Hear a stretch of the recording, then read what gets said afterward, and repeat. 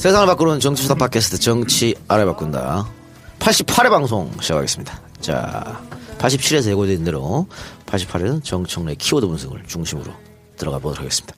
정청래의 키워드 분석 들어가 봅시다.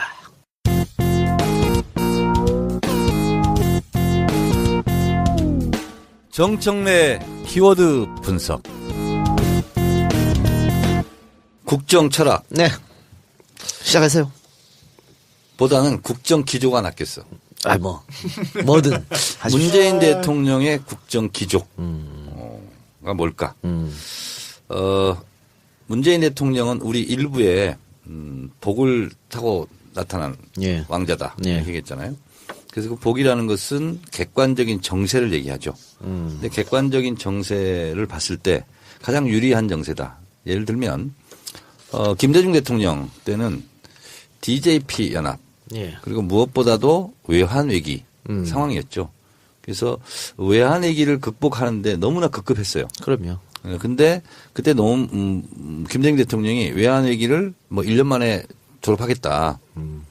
근데 저는 그것이 약간 그때 실책이라고 생각했습니다.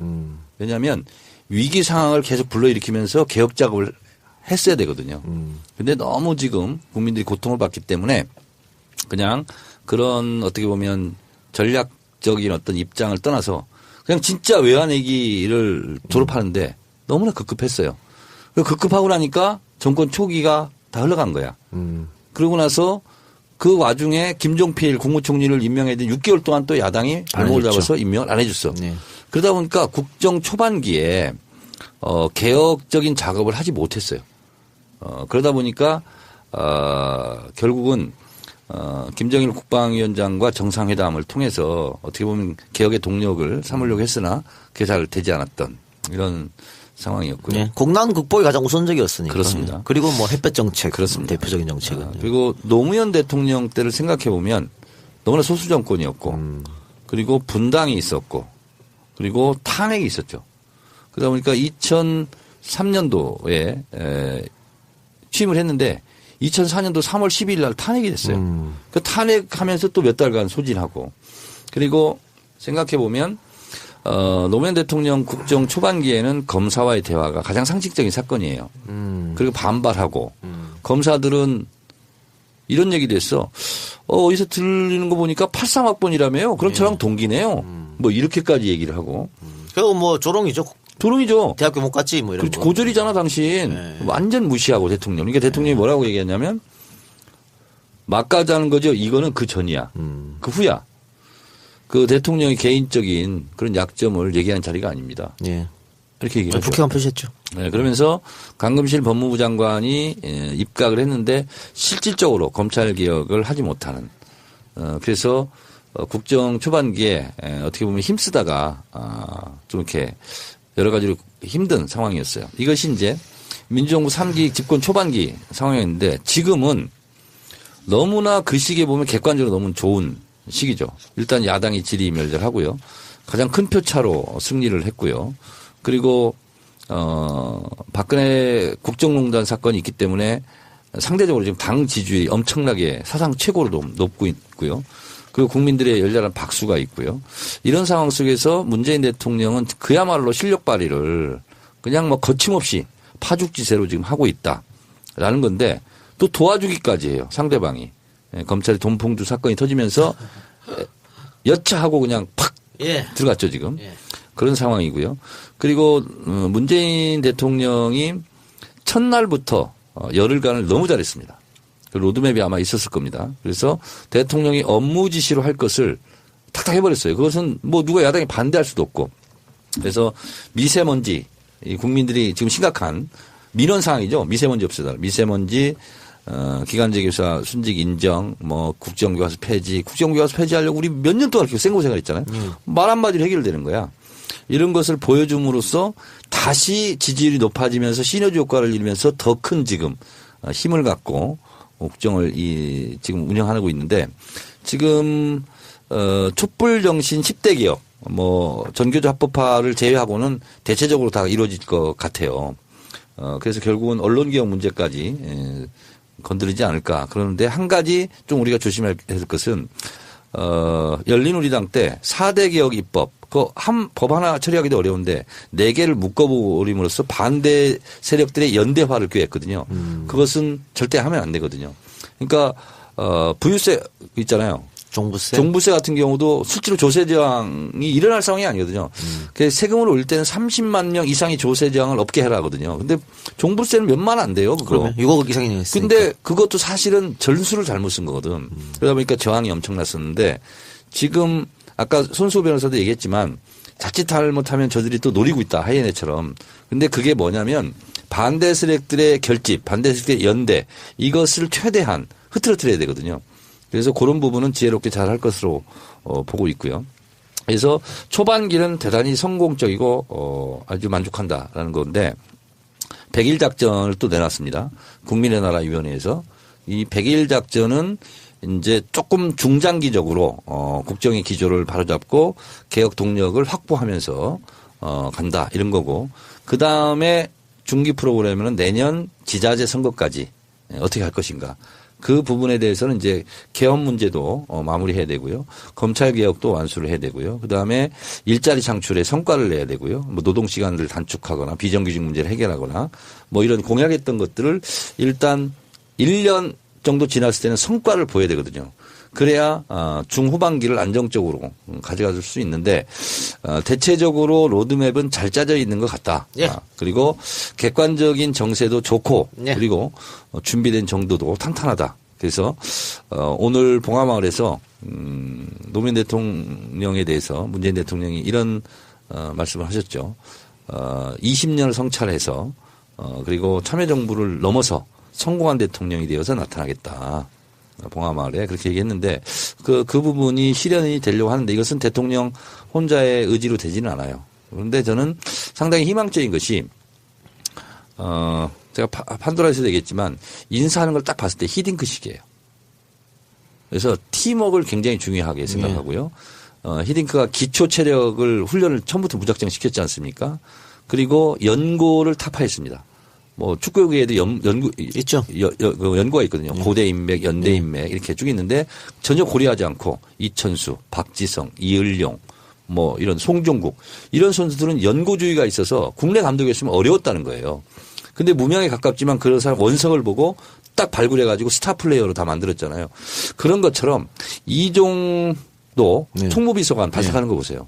그리고 조국 교수도 신의 한 수고 그리고 장하성 김상조 그리고 김동연 경제부총리는 실제로 참여정부에서 2030 프로젝트 있잖아요. 그거를 작성했던 실무자입니다. 그래서 마인드도 괜찮아요. 이 경제 부분은 삼각편대를 뜨는데 경제 정책은 헌법 119조대로 할 것 같다. 거기에 보면 경제민주화에 대한 여러 가지 조항이 있잖아요. 그래서 부의 분배라든가 그리고 공개념을 위해서 사적 재산을 제한할 수 있다. 이런 119조대로 가지 않을까 이런 생각을 하고 있습니다. 그래서 능력 유지의 인사. 그렇습니다. 그리고 외교, 안보, 국방 여기도요. 팀플레이로 지금 그 라인업을 형성하고 있거든요. 그래서 혼자 마치 집문서 들고 이리 뛰고 저리 뛰고 하는 우왕좌왕은 없을 것 같다. 그래서 상당히 개혁과 안정 통합을 두 마리의 토끼를 쫓는 원대한 목표를 지금 그리고 문재인 대통령이 뚜벅뚜벅 가고 있다. 이것이 문재인 정부의 국정 기조, 국정 철학이다. 질문이 있어요. 이상 브리핑을 마치겠습니다. 이 대목에 질문이 있어요. 우리 이제 선거 전에 박지원 대표나 이런 사람들 얘기하는 거 이제 집중적으로 좀 홍준표랑 좀 공격을 많이 했잖아요. 네.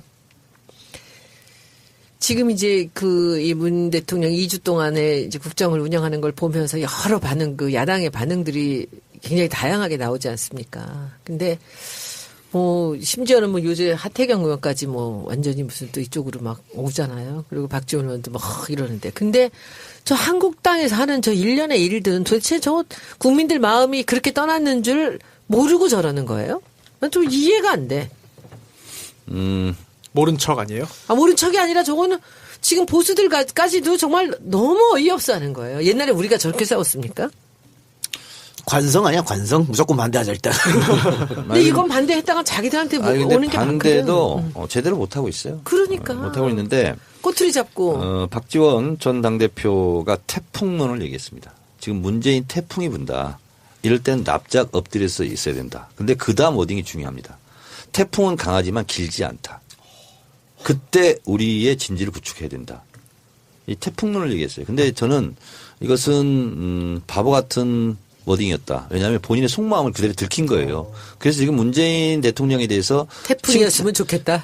칭찬을 하고 하는 것이 속에 있는 칭찬이 아니다 하는 것을 스스로 밝힌 거예요. 그렇네요. 태풍은 강하지만 길지 않다. 그때까지 납작 엎드려서 기다리자. 이거거든요. 가식적이라는. 그렇습니다. 그래서 제가 박지원 전문가잖아요. 그거 어디 하는 거 다 체크하고 있어요, 지금. 근데 지금은 요새도 하세요? 좋은 때라서 지금 아무 얘기 안 하고 있어요. 근데 이런 것은 다 지금 치부책에 다 적어놓고 있어요. 제가. 근데 그 한국당에서 하는 일련의 일들은 뭐예요? 자유한국당은 지금 그냥 당이 아니라고 생각하시면 돼요. 왜냐하면 홍준표는 뭐냐고 이제 또 트랙으로 나오더라고 양쪽에서. 아니 그러니까 당이 아니다. 지금은 권투를 하다가 다운이 쓰러져 있잖아요. 그러면 뭐 일어나다 보면 온갖 추한 모습 다 보이잖아요. 막 비틀거리고 흐느적거리고. 그럴 때는 공격 안 해요? 지금 근데 그게 이제 제가 지금 권투라고 얘기했잖아요. 지금 이제 그 UFC가 아니잖아. 지금 카운트하고 있는 지금 카운트하고 거예요, 있어요 지금. 예. 그런데 또 하나는 그 정의원은 그 옛날에 그 지금 대통령의 이제 대표 시절에 같이 일을 했잖아요. 네. 그때 보기에 그분이 대통령이 되면 이런 정도로 일을 잘할 거라고 예측을 했어요. 저는 이렇게까지 잘하실 줄 몰랐어요. 근데 저는 알았어요.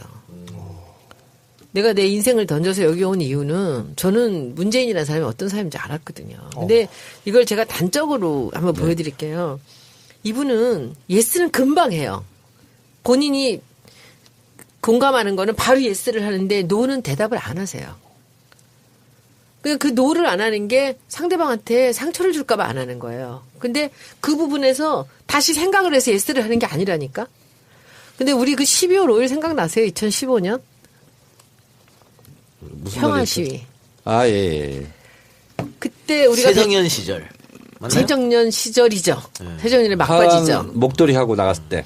그때 이제 백남기 노인이 쓰러지고 나서 그 밤 사이에 SNS에서 사람들이 난리를 치면서 야당 의원들 어디 있느냐고 예. 막 소리치던 거를 보고 제가 우리 이 자리에서 얘기했잖아요. 예. 진성준 의원이 있을 때 우리 왜 안 나가냐고. 의원들 국회에 왜 안 나가냐고. 근데 진성준 의원이 국회의원들 안 나간다고 그랬어요. 근데 그 얘기를 제가 다시 문 대표한테 또 얘기를 한 거예요. 그랬더니 문 대표가 나 그때 정말 깜짝 놀랐어요. 갑시다 그러더라고. 12월 5일날 나가기로 정해져 있었거든요. 2주 뒤입니다. 백남기 노인 사고 났을 때하고. 갑시다. 그랬더니 바로 거기 이하경 의원이 있었어요. 이하경 의원 부르더니 우리 12월 5일날 국회의원들 나갑시다. 그리고 정 의원님한테 경찰청에다 얘기하라 그랬잖아요. 그래서 그때 우리가 한 30명만 나가면 좋겠다 했는데 53명이 나갔습니다. 그리고 나갔는데 거기서 그 프라자 호텔 앞에 광장에서 누가 어깨를 탁 쳐요 저를. 난 처음 가봤지. 난 평생에 처음 시위야. 그러더니 보니까 문 대표님 와 계세요. 그랬더니 환하게 웃으면서 이런 시위 처음이죠? 그랬잖아요. 그래서 네 처음이죠. 그랬더니 해보시면 재밌어요. 이러더라고요. 그러더니 폴리스 라인으로 가시더라고요. 그러니까 문 대표가 앞에 서서 정청래 의원이 그날 굉장했어. 활약이. 딱 경찰청장이 나와가지고 딱 대응을 하니까 그 사람들이 그 비닐 옷 있잖아요. 물대포 하면 옷을 다 벗었어요. 그리고 방패도 안 들고 평상복을 하고 나와서 폴리스 라인에 서 있는데 그쪽에 국회의원들이 30명이 쫙 쓴 거예요. 그래서 거기서부터 같이 서울대 병원까지 우리가 행진을 하는데 종로를 쭉 걸어가는데 나는 그때 뒤에서 되게 뭉클했어. 문 대표가 제일 앞에 서서 폴리스하고 같이 가는 거예요. 그리고 이쪽에 국민들이 걸어가는 거야. 근데 한 친구, 이제 그래서 시민들의 반응을 제가 좀 봤어요. 그때 한 친구가 대학생인데, 저 지난주도 나왔었는데, 지난주하고 오늘하고 이렇게 다를 수가 없는 거예요. 국회의원도 있으면 든든하죠. 그러면서 든든하고 우리를 지켜주는 것 같고, 참 좋다고 그냥 이러면서 함께하는 것 걸어가는데, 그리고 이제 끝까지 갔습니다. 그거 아세요? 그날 이후로 폭력이 없었어요. 그날 이후로 광화문에 모든 나중에 저 새누리당 한국당 사람들 뭐 난리 사람 죽고 그럴 때 빼놓고 우리는 한 번도 이 폭력을 행사하지 않았고 과잉 진압도 없었습니다. 그래서 나중에 이제 우리 그 촛불에서 처음에는 저쪽으로 청와대로 진입한다 그래서 막 차 위에 사람들이 올라가고 근데 시민들이 쭉 둘러싸고 내려오라고 내려와. 근데 그 12월 5일, 2015년 12월 5일은 반드시 기억돼야 될 날이에요. 근데 그때 제가 평화라는 마크를 만들었거든요. 그래서 그날 이렇게 달았는데 저는 그때 제가 문재인이라는 사람 때문에 이 당회를 왔지만 그 12월 5일 날 저는 확신이 생겼어요. 아, 이 사람은 믿어도 되는구나. 자기가 옳다고 하는 것은 이렇게 단호하게 그냥 결단을 내리는구나라고 생각을 했죠. 그리고 청춘 시대를 그랬지만 저는 그 당에 들어와서는 그때를 봤고 그 뒤에 이제 당 이름 만들면서도 후반을 이렇게 딱 냈을 때 5개 후반을 냈는데 이렇게 탁 정해요. 근데 제가 이름을 만들 때 그 재벌 회장들 이런 사람들도 자기 거지만 쉽게 결단을 못 내려요. 근데 이 사람이 이걸로 하죠. 그냥 탁 정해요. 그래서 되게 굉장히 단호한 분이세요. 그리고 그 항상 듣고 다 듣고 즉답은 잘 안 해요. 아닌 것은. 근데 맞는 거는 그냥 그 자리에서 그냥 결정을 내려버리더라고요. 그래서 난 요새 하고 계신 일들이 그 힌트들이 있었어요. 그동안에. 그래서 이것이 그래서 반짝이 아니고 태풍이 아니라 아마 지속적으로 잘할 거라는 생각이 들어요. 많이 듣고 그리고 결단을 내리고. 그렇게 돼야겠죠. 제 주위에 문재인 대통령을 찍지 않은 분들이 계세요. 그런데 그런 사람들하고 친구야? 친구는 아니고 지인. 전 친구예요. 그런데 그런 분들도 지금 문재인 대통령이 잘한다. 예. 여기에 다 동의하고요. 다 동의해요. 문재인 대통령 못한다고 하는 사람 지금까지 제가 직접 본 적이 없습니다. 근데 더 두고 보자는 사람은 가끔 있는데 거의 없어요. 정의원 말처럼 문재인을 찍었던 많은 지지자들도 잘할 줄 알았지만 이렇게 잘할 줄 몰랐다. 그런 얘기들을 많이 또 댓글 남기고 그러더라고요. 맞아요. 근데 뿌듯해요. 뭐 12월 5일 그 하나를 보고 그 손혜원은 확신을 가졌다는데 그때는 그렇게 진짜 하셨어요. 근데 그거 하나를 가지고 지금처럼 잘한다라고 저는 예측을 못했어요. 왜냐하면 지금 사실은 제가 생각하는 상상 이상으로 잘하고 있거든요. 뭐냐면 저는 혼자 다 하시지는 않을 거야. 그럼요. 근데 어찌됐든 누군가는 프로그램이 있고 그리고 누군가는 조언도 하고 할 거 아니에요. 근데 저는 무엇을 높이 평가하냐면 이렇게 하자고 그랬을 때 그래 하자라고 곧바로 그걸 받아주고 본인이 직접 하는 거 있잖아요. 결정을 리더가 하는 거죠. 그러니까 잘하세요, 사실은. 그것이 저는 굉장히 지금 뭐 행보도 중요하지만 어디 가서는 이렇게 하시죠. 어디 가서는 이렇게 하시죠. 그리고 업무 지시는 이렇게 하시는데 이렇게 하셨으면 좋겠습니다 하고 참모들이 다 조언할 거잖아요. 근데 그걸 120% 본인이 지금 발현하고 있다. 이런 거고 또 하나는 참모들이 제안하지 않았지만 본인이 순간순간 판단해서 하고 있는 게 있어요. 예를 들자면 그 양천구 초등학교 가가지고 쭈그리고 앉아가지고 기다려주는 거 있잖아요. 이건 미리 예측된 게 아니야. 본인이 하고 싶어서 그냥 하는 거예요. 광주에서도 그랬잖아요. 그러니까요. 그러니까 이런 뛰어나가서 것은 그 안아주는 거. 그렇죠. 그건 누가 그럴 때는 이렇게 모른 척하고 걸어가도 끝까지 걸어가십시오. 이렇게는 안 했을 거 아니야. 그리고 안아주면서 진정성이지. 아버지 그럼 묘수에 같이 가자고. 그러니까. 그래서 실제로 가. 이런 거 있잖아요. 감동이지, 그거. 이런 것은 정말 그 본인이 그냥 순간순간 판단하는 거고 5.18 기념사 같은 경우는 참모들이 일단 초안을 작성했겠죠. 근데 완성본은 본인이 했을 겁니다. 그럼요. 근데 그런 것은 가장 돋보이는 거였어요. 예. 그리고 뭐 인사 발표할 때도 사실은 그 질의응답 같은 경우에는 참모가 한다고 미리 얘기했습니다만 대통령이 그냥 끝나고 나서 기자들한테 질문 없습니까? 바로 물어버리니까 이게 또 그 전 대통령과 확 차별화가 나잖아요. 근데 그런 모습들은 준비한 게 아니죠. 그리고 이제 노회찬 대표가 어느 프로그램에 와서 얘기를 하던데 사실은 먼저 가서 기다려주고 그 명찰 떼게 하는 거 있잖아요. 그건 돈 드는 게 아니잖아요. 근데 그것은 야당의 협조를 진짜만 이끌 수 있는 그런 거거든. 왜냐하면 사람을 기분 좋게 하면은요. 안 되는 일도 돼요. 그래서 그건 굉장히 잘했는데 다 언론에 보도 안 됐다 그러면서 노회찬 대표가 쭉 얘기를 하는데 아무런 대본 없이 즉석에서 막 이것저것 의제를 가지고 중요한 의제를 가지고 다 토론했다는 거예요. 그래서 본인은 너무 깜짝 놀랐다. 준비가 많이 돼 있는 그렇게 거지. 얘기를 하더라고요. 그래서 지금 하고 있는 것은 제가 상상한 이상으로 너무 잘하고 있습니다. 네. 자, 저는 추모식에서 들은 얘기 축사들이나 이런 걸 들으면서 추모사를 들으면서 제가 기다렸던 말이 하나 있었어요. 근데 아무도 그 얘기를 안 하시더라고. 그런데 그걸 이번 팔주기 가서 제가 그걸 많이 느꼈는데 문재인은 진짜 노무현이 준 선물이에요. 예. 그렇잖아요. 근데 그게 노무현 대통령이 아니었다면 우리가 문재인 같은 대통령을 만날 수 있었을까? 예.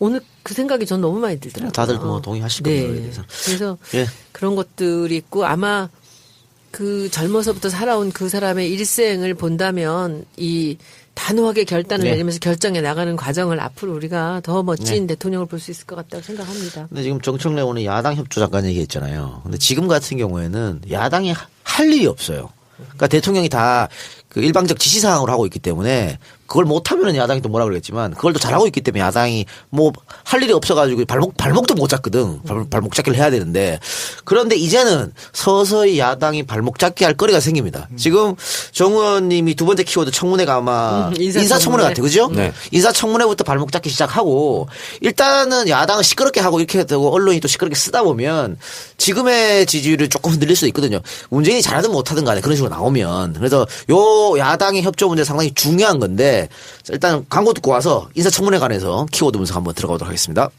정권 교체를 함께 염원하는 직원들로 똘똘 뭉친 판촉물회사 네PR로 삼행시 갑니다. 내가 아는 사업이나 행사를 PR하기 위한 알짜배기 판촉물 회사. 선물, 기념품, 답례품을 구하신다면 우리 편 회사 네PR을 찾아주세요. 3만 가지가 넘는 물품을 대기해 놓고 있습니다. 네PR로 인터넷 검색창에 입력하시거나 032-519-4800으로 연락주세요. 카카오톡 아이디는 네PR입니다. 팟캐스트 듣고 연락주시면 더 깎아드립니다. 술친구를 부탁해. 박누리. 오창석입니다. 널브러져 있는 술병만 봐도 이미 둘 다 만취 상태네요. 남자, 초점이 흐려지기 시작하네요. 그런데 반면 여자는 끄덕도 없습니다. 이대로라면 여자보다 먼저 넉다운 될 것 같은데요. 자존심에 스크래치가 가지 않으려면 역시 술친굼이네요. 와, 센스 미친 거 아니야? 술친굼을 먹어본 사람들은 다 알잖아요. 군뱅이, 헛개, 강황, 울금. 상쾌한 아침을 위한 핫 아이템 아니겠습니까? 아니 그런데 군뱅이가 얼마나 비싼데 그게 진짜 다 들어갔다고요? 그럼요. 헛개와 가격 차이가 무려 15배. 상쾌한 아침을 위해 아낌없이 넣었습니다. 먹어보면 압니다. 상쾌한 아침을 위한 술친구. 오창석 박누리의 풀 영상이 궁금하신 분들은 네이버에서 술친굼을 검색하세요. 네이버 모텔이 아닙니다. 미친 거 아니야? 네, 광고 듣고 왔습니다. 자, 네PR 광고. 네PR은 나를 PR한다 해서 네PR이라고 합니다. 판촉물 답례품 전문 회사고요.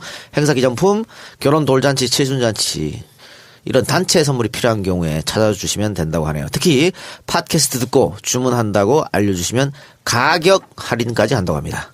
손혜원 의원의 복귀를 환영하고 앞으로도 쭉 정치 알바 지켜주세요라고 부탁까지 드렸네요.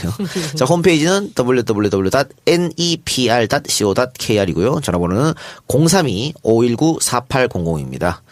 카카오톡 아이디 골뱅이 네PR 치면 카톡 상담도 가능하다고 하네요.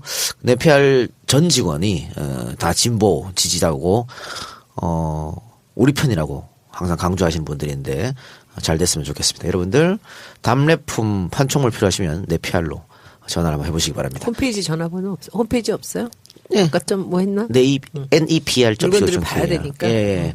아니 뭐 홈페이지에 없는 물건도 전화만 하면 구해준답니다. 탱크 이런 거 빼고 다 구해준다고 하니까 전화 한번 해보시기 바랍니다.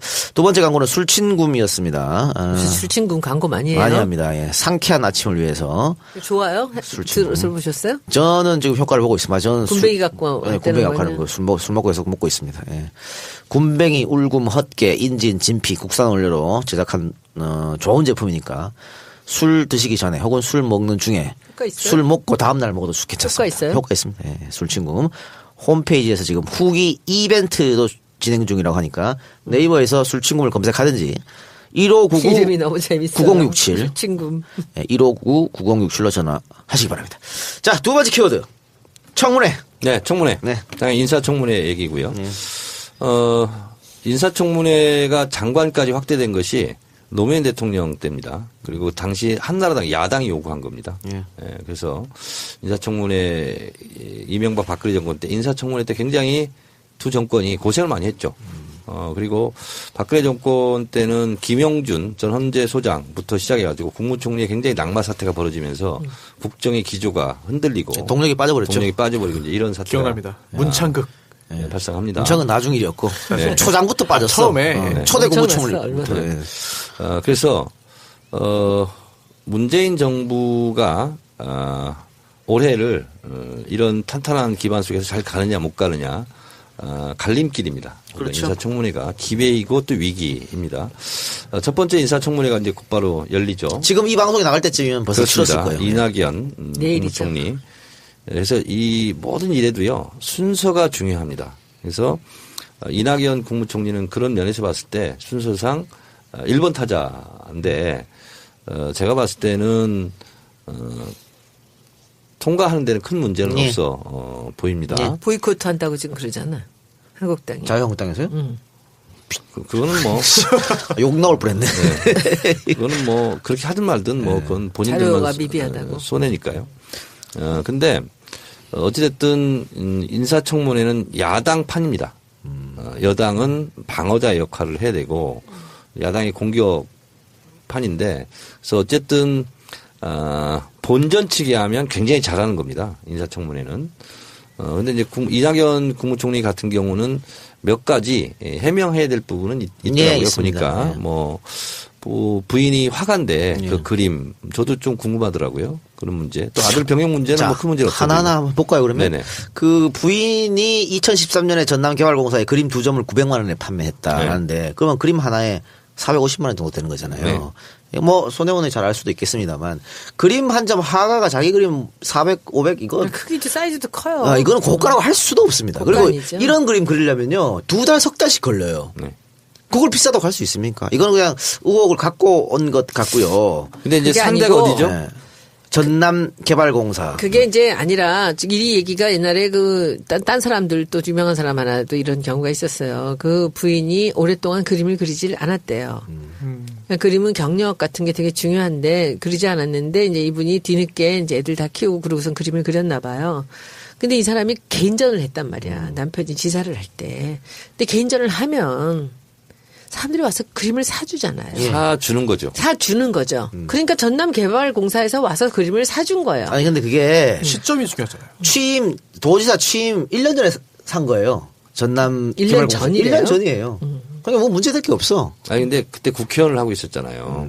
그리고 전남에 영향력이 그렇지. 있는 정치인이기 때문에. 그러니까 그런 걸 하면은 와서 인사치레로 자기들이 사주면서 자기들도 그림이 필요하다고 했을 때는 와서 일반인들은 그 그림이 얼만큼 좋은 그림이냐 나쁜 그림이냐 값이 비싸냐 싸냐 잘 모르거든요. 근데 4,500만 원이면 값이 정말 비싼 거 아니거든요. 근데 그런 정도만 그 호수도 막 30%에서 50% 되더라고요. 그러면 큰 그림이네요. 큰 그림이에요. 근데 그렇게 되니까 그 정도는 사도 되는데 이제 그걸 따지려고 본다면 그 경력도 많지 않은데 무슨 그림이 그 값이 하느냐 이렇게 얘기하는데 그건 제가 보기엔 중요한 얘기가 아닙니다. 그런데 이것이 유관업체에서 와서 사주었다는 게 아니요 지금 문제인 야당 거지. 쪽에서는 후보자를 의식해서 그림을 비싼 값에 강매했다 그건 이렇게 아니에요. 지금 주장하고 있는데 자, 그건 근데 아니란 거죠. 디테일이 중요하지는 않고요. 유관 기관에 와서 저건 사준 거다 잘 보이려고. 무식한 얘기야. 비싼 그러니까, 값에 강매는.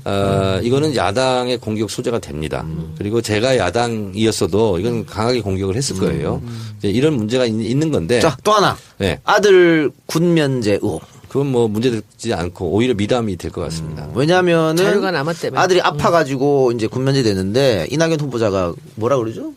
청원서까지 네. 써가지고 우리 아들 좀 보내달라고 네. 뭐 그렇게 했으니까 네. 야, 탄원서를 근데 냈답니다. 탄원서 탄원서를. 네. 그거를 지금까지 간직하고 있었던 것도 대단한 것 같아요. 아니 간직이 아니라 그래도 어디서 누가 그러대. 그런 걸 한 걸 보면 이분이 나중에 자기가 어떤 공직이 더 높이 올라갈 거라는 걸 예측을 하지 않았나. 그래서 그 자료를 남기지 않았나 그런 얘기를 저는 하더라고요. 20년 전 선거 팜플렛 다 갖고 있습니다. 아 근데 이게 아들이 박찬종 서울시장 거 뭐 이런 거 네. 갖고 있어요. 아들이 신체 진짜로. 검사를 2001년에 받았거든요. 2001년 언제 때냐면 이회창 후보가 아들 때문에 군대 못 됐을 대통령 못 됐을 때라 97년도 그러니까 이것이 나중에 선거에. 걸릴 수도 있다 엄청 생각한 이제 거지. 빡빡하게 하기 그때는 때문에. 고위공직자 하려면은 이제는 무조건 아들을 군대 네. 보내는 그런 인식이 강했기 때문에 이 문제는 그래요. 크게 문제될 거 없을 것 같습니다. 자, 계속해 주세요. 네. 그래서 이낙연 총리 후보자 같은 경우는 한 이 두 가지. 본회의 의결 사항입니다. 그래서 과반수를 확보해야 돼요. 그러나 지금 정황상 과반 확보는 되지 않을까. 민주당, 국민의당만 합해도 되는 거 아니에요? 네, 그렇습니다.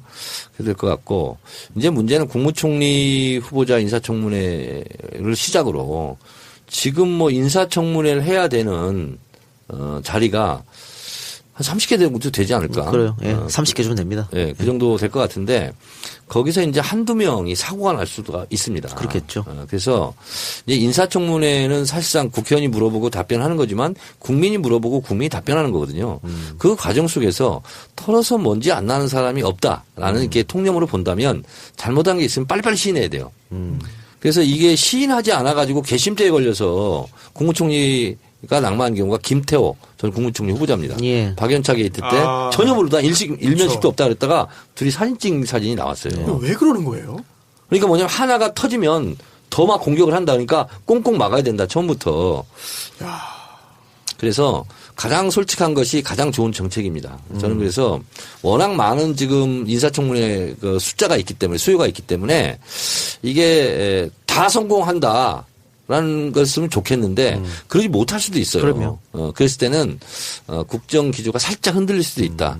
그래서 문재인 새 정부 출범 이게 어떤 정부든지 마찬가지로 인사청문회가 가장 난해하고 가장 조심스럽고 가장 어떻게 보면 두려운 부분이에요. 그래서 저는 일단 후보자들 개인이 문제가 있는 것은 빨리 먼저 자진 신고했으면 좋겠고 그런 의미에서 강경화 외교부 장관 후보자의 흠결 한 두 가지 정도는 청와대에서 미리 이제 굉장히 이례적이거든요. 이것도. 굉장히 잘한 대처입니다. 네, 임명하면서 이러저런 문제가 있었다. 네, 검증 다만, 과정에서 네. 그것이 알려졌는데 이것은 국민의 판단에 한번 맡겨보겠다. 이거 아무 문제 없다. 그럼 또 문제가 돼요. 그러니까, 예. 그래서 이것은 국민의 판단에 한번 맡겨보겠다. 이제 이렇게 하는데 그 워딩 자체도 굉장히 좋은 거예요. 그래서 그 후에 직후에 야당도 굉장히 우호적인 반응을 보였잖아요. 일단 그렇다면 뭐 통과하는데 현재까지 뭐 아주 여러 가지 아닌 건 아닐 것 같아요. 인사청문회에서 분명히 근데 그 문제 나올 겁니다.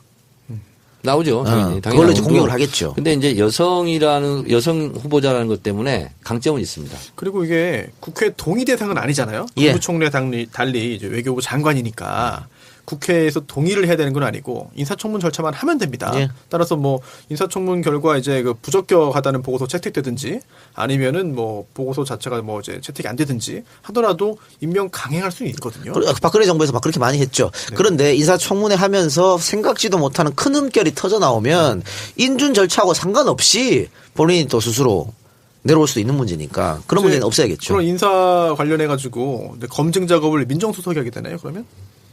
대체로 다 그렇죠. 그러면은 조국 민정수석의 어깨가 굉장히 무겁네요. 그럼요. 예. 근데 기본적으로 검증은 뭐 민정수석이 하는 거고.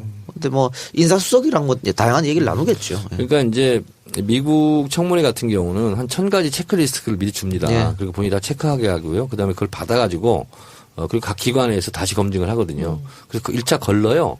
근데 이게 잘 안 맞는다. 그럼 본인한테 이거 어떻게 된 거냐 물어봐요. 그래서 해명이 되면 청문회에 올리고 안 그러면 이제 다른 교체를 하고 그러는데 우리도 그런 방식으로 시스템화 해야 될 겁니다. 맞아요. 좀 소모전인 것 같아서 한 말도 하고 그리고 뭐 말도 안 되는 얘기들을 그림 같은 거는 건 말도 안 되는 얘기예요. 그러니까 그걸 그런 데서 사는 걸 알면 안 팔아야 되는 게 아니냐라고 한다면 그러니까 되는데 손혜원 의원이 가격이 만약에 장관 후보자가 된다 그럼 체크리스트에 뭐가 있냐면 시계 몇 개 있으니까 나 그거 질문하려고 그랬어. 인사청문회 다 체크를 해야 되는 시계 거야. 다 저거 했어 등록이요. 신고했어요. 신고했어요. 재산 등록. 네, 했어요. 그래 본인이 혹시 인사청문회 가면 그 야당의 그런 공세 잘 견딜 수 있을까요? 왜 날 물어봐.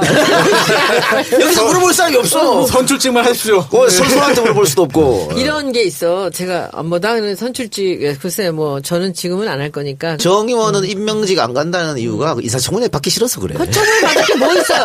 정청래 의원이 받을 게 뭐 있어요? 아니, 자존심 때문에. 가서 저 야당 의원들한테 얘기 듣는 것 자체가 싫어. 앞에서 발칵하려고?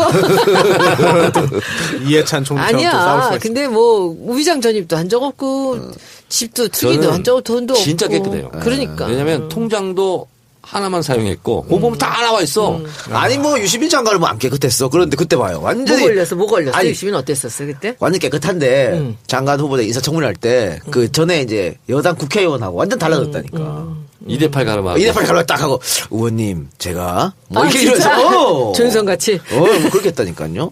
근데 그 제 남편 친구 부인 중에 정말 똑똑하고 훌륭한 분이 있었는데 그분이 YWC에 회장을 했거든요. 총재인가? 근데 굉장히 훌륭한 분인데 그 환경부 장관 나갔다가 그 인사청문회 갔다가 정말 너무 인생에 큰 상처를 입었어요. 그때 아버지한테서 그 상속을 받은 김포에 뭐 한 1억도 안 되는 땅이 있었거든요. 근데 그걸 갖고서 이제 땅이 뭐냐라고 한 거야.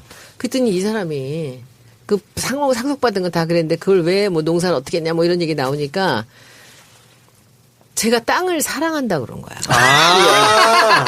기억난다. 예. 알죠? 예. 근데 그 사람이 말이 그래. 이대 업무가 출신인데 제가 땅을 사랑하기 때문에 뭐 이런데 그거를 완전히 마녀사냥을 해서 사람을 바보를 만들고 저도 엄청 욕했는데. 낙마됐고 그걸로. 엄청 우리도 욕했죠. 그걸로. 오렌지 그때 후에 또 이제 오렌지하고는 좀 다른 건데 진짜 정말 비상한 분이거든요. 아, 환경부 그래요? 장관 했으면 정말 뛰어나게 뜰 사람인데 아, 그래요? 내가 난 땅을 사랑해서 뭐 이렇게 얘기를 했는데 그게 그 사람의 문학적인 표현이었어 그게. 아 그래요? 그 내가 그걸 청문회를 보면 항상 그 생각이 나요. 엄청 욕했는데.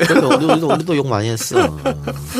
그러니까 그 언론이나 이런 데가 그러니까 이게 말을 그러니까 유시민 장관 같이 그렇게 해야 되는 거지. 의원님. 그 유시민 장관이 굉장히 조심스러워했다니까. 뭐 이렇게 사실은 그런 질문을 안 받아도 되는데 그 받고 나서 앞으로 제가 좀 배려 있고 청문회에서 세심하게 신경 쓰겠다 그러고. 제일 중요한 점수가 태도 점수예요. 사실은 그 태도에 따라서 국회의원들이 봐줄 수도 있고 안 봐줄 수도 있고 공격할 수도 있고 안 할 수도 있는데 그거를 장관 후보자들이 잘 못해요. 평소에 이제 그 야당 의원들하고 친분이 있고 교류가 있고 이미지가 좋으면 좀 도움 됩니까? 그러니까 도움이 많이 될 뿐만 아니라 네. 그 실제로 이런 거는요 청문회를 많이 해본 베테랑 야당 의원들한테 물어봐야 돼. 어떻게 했으면 좋겠냐. 어떻게 하면 좋아요? 그래서 저한테 가끔 물어보는 사람도 있어요. 그러니까 태도는 비굴하지 않을 정도로 겸손해라. 비굴하면 더 좋나요? 아니, 비굴하면 안 되지. 그건 안 되죠. 그렇게 하고 이건 상황 판단을 미리 해야 되거든요. 이것은 미리 까고 사과를 해야 된다. 그래서 물타기를 해야 돼. 아니 물타기라기보다는 미리 김을 빼야 돼. 그렇지 않고 이것을 충분히 공개할 수 있는 것도 공개를 보통 안 하는 습성이 있어요. 그럼 뚝이 그렇죠. 무너진다고 생각해서. 그런 경우는 미리미리 자진납세를 하는 거야. 그러면 그래도 괜찮네 이런 이미지를 줘요. 그리고 사과할 게 있으면 바로바로 사과를 해야 돼. 왜냐하면 다그쳐서 사과를 하잖아요. 그럼 사과를 받은 듯한 느낌이 없어요. 내가 대접받은 느낌이 없어요. 기왕에 사과할 거면 빨리빨리 초장부터 하라고 오전에. 그래서 사람을 할 걸 안 하잖아요. 상당히 열받게 해요. 그럼 끝까지 추적을 하게 돼 있어. 근데 그 상임위에서만 하는 거예요? 인사청문 특별위원회가 특별위원회를 만들어지죠. 구성해서 하는 게 있고 상임위 소속이 아닌 경우. 예를 들면 우리 문화부 장관에 누가 가면은 문화부 그 당연하죠. 상임위 교문위만 하는 교문위에서 거예요? 하는 거죠. 예. 그리고 이제 국무총리는 특별위원회를 구성하고. 자, 근데 우리 당에서 만약에 누가 거기 이제 장관 후보를 갔다 하면은 우리는 어떻게 해야 돼? 살살 안 할 수는 없잖아요. 제대로 한다고 하셔야죠. 제대로 다 해야 되는 거죠? 따질 게 많아. 누가 나올래나 우리 쪽에서는? 제대로 하지 마세요. 좀 보호하고 실드 쳐주고 해요. 방송에서는. 예를 들면 도종환 의원 같은 사람이 만약에 후보자로 올라가면 뭘 따져? 시를 왜 그따위로 써 사람들이 왜 눈물을 흘리게 합니까? 아니 담배빵은 어떻게 된 거예요? 그리고 5.18 때 출전했다면서요? 어떻게 된 거예요? 뭐 했어요? 뭐 했어? 총을 쐈어? 이런 거 물어봐야지 이제. 근데 5.18에 옆자리에 앉아 있었는데 거기 나왔을 때 그렇게 울더라고. 남자들이 나이가 들면요 다 울어요. 눈물이 많아져요. 아니 근데 5.18 그때 저는 그 MBN에 이제 항상 가는 울더라고. 그 고정 출연하는 그 시간대여가지고 같이 봤어요. 같이 영상 보면서 있었는데 저뿐 아니라 제 오른쪽에 계셨던 그런 50대 그 패널 분들이 문재인 대통령이 이야기를 하니까 안경을 벗고 한참 동안 눈물을 닦고. 누가 그랬어요? 네? 50대 누구야? 서양호 회장님과 40대인가? 예. 서양호 수상 50대 서양호 수상 울었다 그러더라. 네, 그리고 또 그 옆에 데일리안 이종근 실장님도 안경을 벗고 옛날 생각난다면서 눈물을 한참 닦고 그랬어요. 근데 왜 데일리 안에 있는 거예요? 왜 데일리 안에 먹고 있어요? 살아야죠. 뭐 자세한 건 모르겠는데. 예. 내 앞 시간에. 예, 그때 같이 점심 먹은 날 그날. 그래. 요새 MBN 잘해요? 문비엔이에요 요새. MBN이 난리예요. 문비엔인 거 몰라요? 난리예요, 난리. 뭐야 다? 예. 지난 판도라에서요. 제가 리모니안 행진곡을 불렀거든요. 근데 이제 사랑도 명예도 이렇게 쭉 하는데 마지막에는 제 노래에다가 원곡을 물렸어. 오. 그리고 뮤직비디오 나오네요. 광주 5.18 막 이런 거 있잖아. 총 들고 내리고 막 사람 때리고 하는 거 있잖아. MBN이 M이요. MON이야. 문비엔. 문비엔이고 채널 A는 NLA. 하도 빨아준다고 NLA로 불리고 있습니다. 너무 심하다고. 네티즌들이 장난한 거예요, 그렇게. 이야, 진짜 웃긴다. 특히나 벌써 한 2년쯤 된 것 같은데 제가 매주 목요일마다 MBN 아침 9시부터 한 10시 좀 넘어서까지 뉴스 파이터라는 프로그램을 나갑니다. 그런데 그게 원래는 원래 나도 나오랬는데 안 간 거야. 예. 그게 원래는 사건 사고만 했어요. 정치 하나도 없이 사건 사고만 그때 정치를 했는데 바꿨어. 어느 순간 사건 사고가 하나도 안 하고 정치 관련된 것만 지금은 하고 있는데 언제 또 바뀔지 모르겠죠. 돈도 얼마 안 된다며. 네. 아유, 뉴스 진짜 안 패널, 돼요. 뉴스 패널은 진짜 돈안 돼요. 그거는 돈 벌려고 하는 일이 뉴스 아니에요. 패널은 안 되고 그러면은 예능 패널로 가야죠. 예능은 많아요. 예능 많이 주죠. 예능도 많이 받는 사람만 많아요. 돈안 주던데 국회의원이라고? 국회의원 안 주고 국회의원은 우리는 많이 받아요. 근데 저희도 근데 돈 많이 받으려면 국회의원을 빨리 그만두세요. 돈 줘요 빨리. 돈 100만 원. 맞아. 안희정 의원 볼 때마다 저거 아니 진짜 좀 빨리 볼 좀 정산이 돼야지 왜 정산을 정산이 안 돼. 아니야 우리 김성애 보다가 강의로라도 삥 쳐가지고 반드시 준다 그랬어 나를. 아니 이거 국민과의 약속을 지키셔야 되는 거 아닙니까? 이거지? 뭘 국민의 약속이야. 저도 국민인데. 우리 4명과의 약속인데. 와, 작은 부분부터 약속을 지키셔야 돼. 큰 근데 약속을 저 지키는 거예요. 지난주에 저 유세 주말이면 계속 호남 가거든요. 목포 갔다가 또 왔는데 이번 주는 또 전주랑 나주 가고. 근데 당선 인사 다니는 거야 저는. 호남에서 우리 예술인들이 너무 많이 도와줬거든요 이번에. 그래서 가가지고 호남에 어떤 아주머니가 저를 보고 음식점에 되게 유명한 음식점 아주머니인데 저를 딱 붙잡고 할 말이 있대요. 그랬더니 나는 그 정청래가 굉장히 이상한 사람이라고 생각했어요. 근데 요새 텔레비에 나오는 거 보니까 착하더라. 이렇게 딱 얘기를 하는 거야. 근데 그 얘기를 저한테 해주는 거야. 아니 판도라 나가서 이미지 좋아졌어. 와, 착하더라. 사람이 옛날에 봤던 거랑 달리 아주 착하고 노래도 잘 부르고 노래를 많이 부르나 봐. 아, 판도라에서 가끔.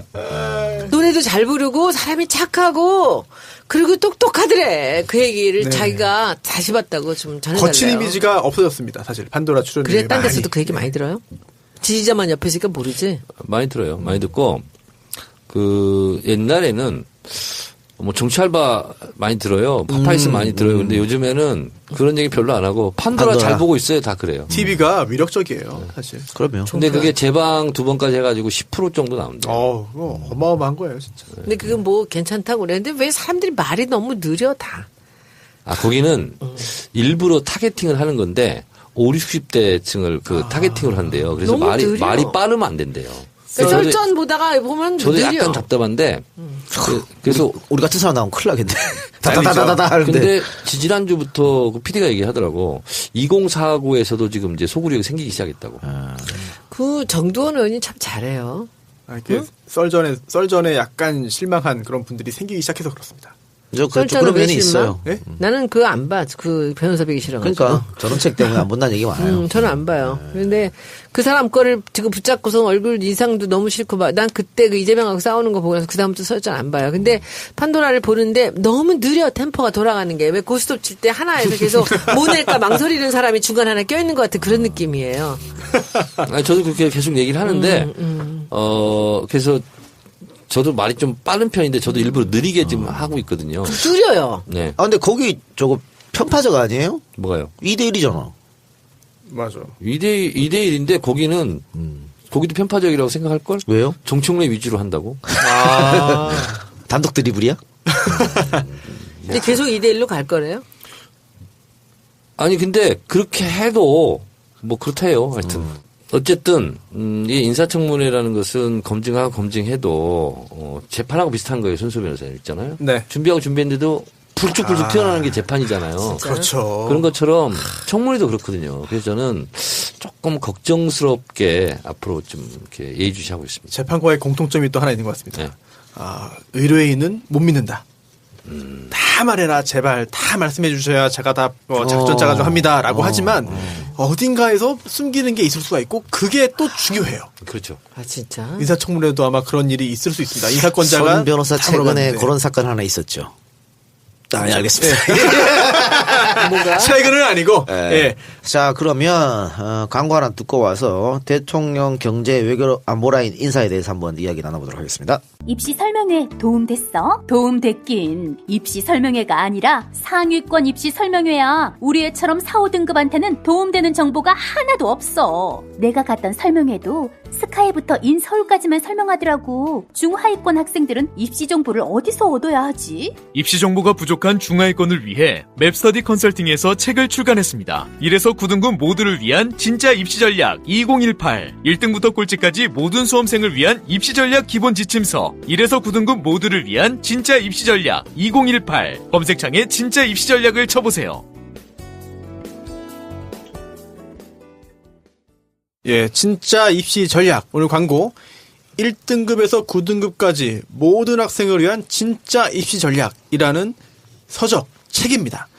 요즘에 학교나 지자체에서 입시 설명회를 이제 많이 하는데요. 이 책의 저자는 상위권 입시 설명회만 하지 말고 중위권 그리고 하위권 학생들을 대상으로 하는 입시 설명회도 반드시 따로 해야 된다는 의견을 갖고 계십니다.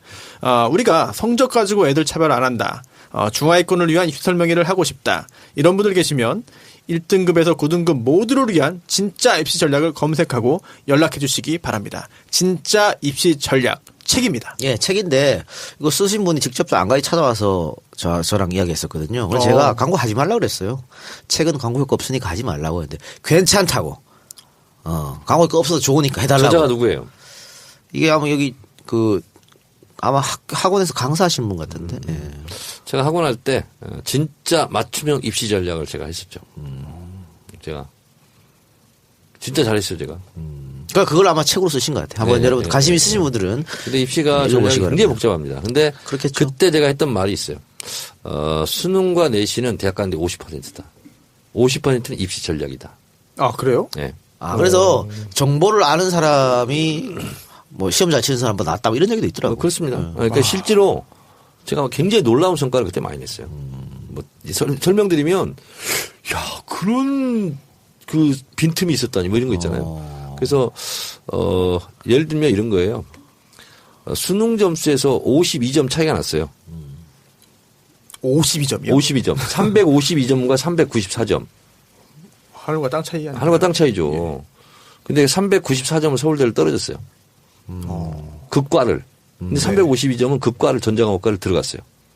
어떻게 그럴 수 이게 있죠? 기적 같은 일이죠. 사람들은 아무도 안 믿어요. 면접을 잘 봤나요? 그게 입시 전략이에요. 그 입시 정책을 보면 그 틈새가 나오거든요. 다시 교육계로 돌아갈 생각 없어요? 없어요. 근데 사람들이 다 안 믿는 거예요. 수능 394점은 그 똑같은 과인데 떨어지고 352점이 붙었어. 알겠습니다. 어쨌든 진짜 입시 전략 책 많이 사주시고요. 네. 그 내용 저도 좀 궁금합니다. 여기 저도 있어요. 읽어보세요. 아, 그래요? 여기 있어요. 안가에. 예. 가져가면 안 되고 사야죠, 저도. 네, 그렇게 하시기 바랍니다. 자, 왜? 주변에 어떻게 대학교 갈 친구 있어요? 아니요. 그래도 한번 보겠다. 저 첫째 뭐 이제 10살인데. 알겠습니다.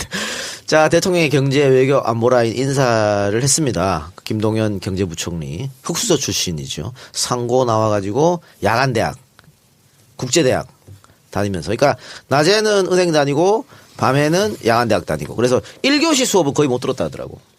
그래서 1교시 수업 D 맞고 이랬는데 야간대학 다니면서 그렇게 공부하고 2학년 때 이제 고시시험 쳐서 패스해서 공무원이 됐고 보니까 김영삼 정부부터 일했더라고요. 그래서 5개 정부를 거쳤고 말 그대로 능력 있는 사람을 인선한 게 아닌가 이런 생각 들고. 그 당시 덕수상고죠? 덕수상고. 예. 예. 그때 덕수상고 뭐 서울 여상 되게 유명했었는데 그때. 그리고 정책실장의 장하성 교수.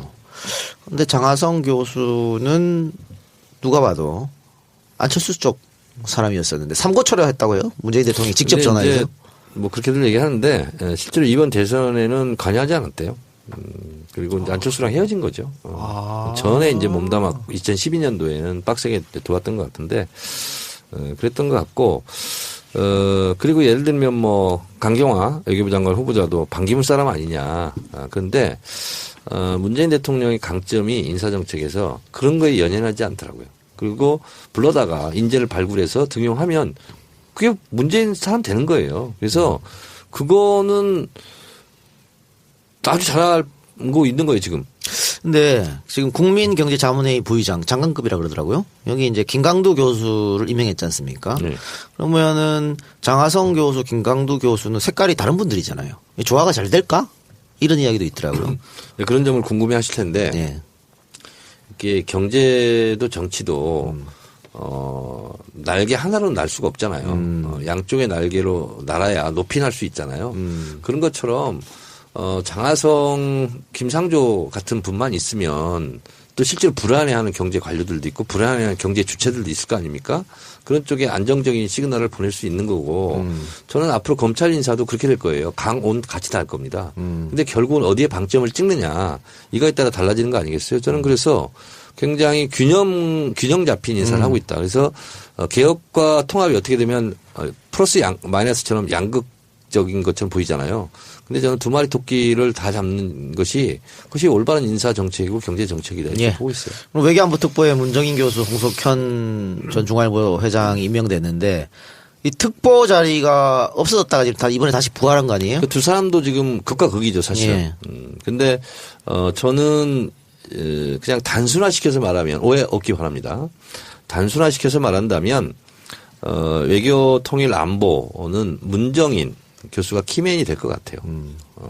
그리고 경제 부분 있잖아요. 경제 부분은 장하성 교수가 키맨이 될 것 같고 그렇습니다. 그렇게 본다면 실제로 문재인 정부의 칼라는 이미 다 드러난 겁니다. 그래서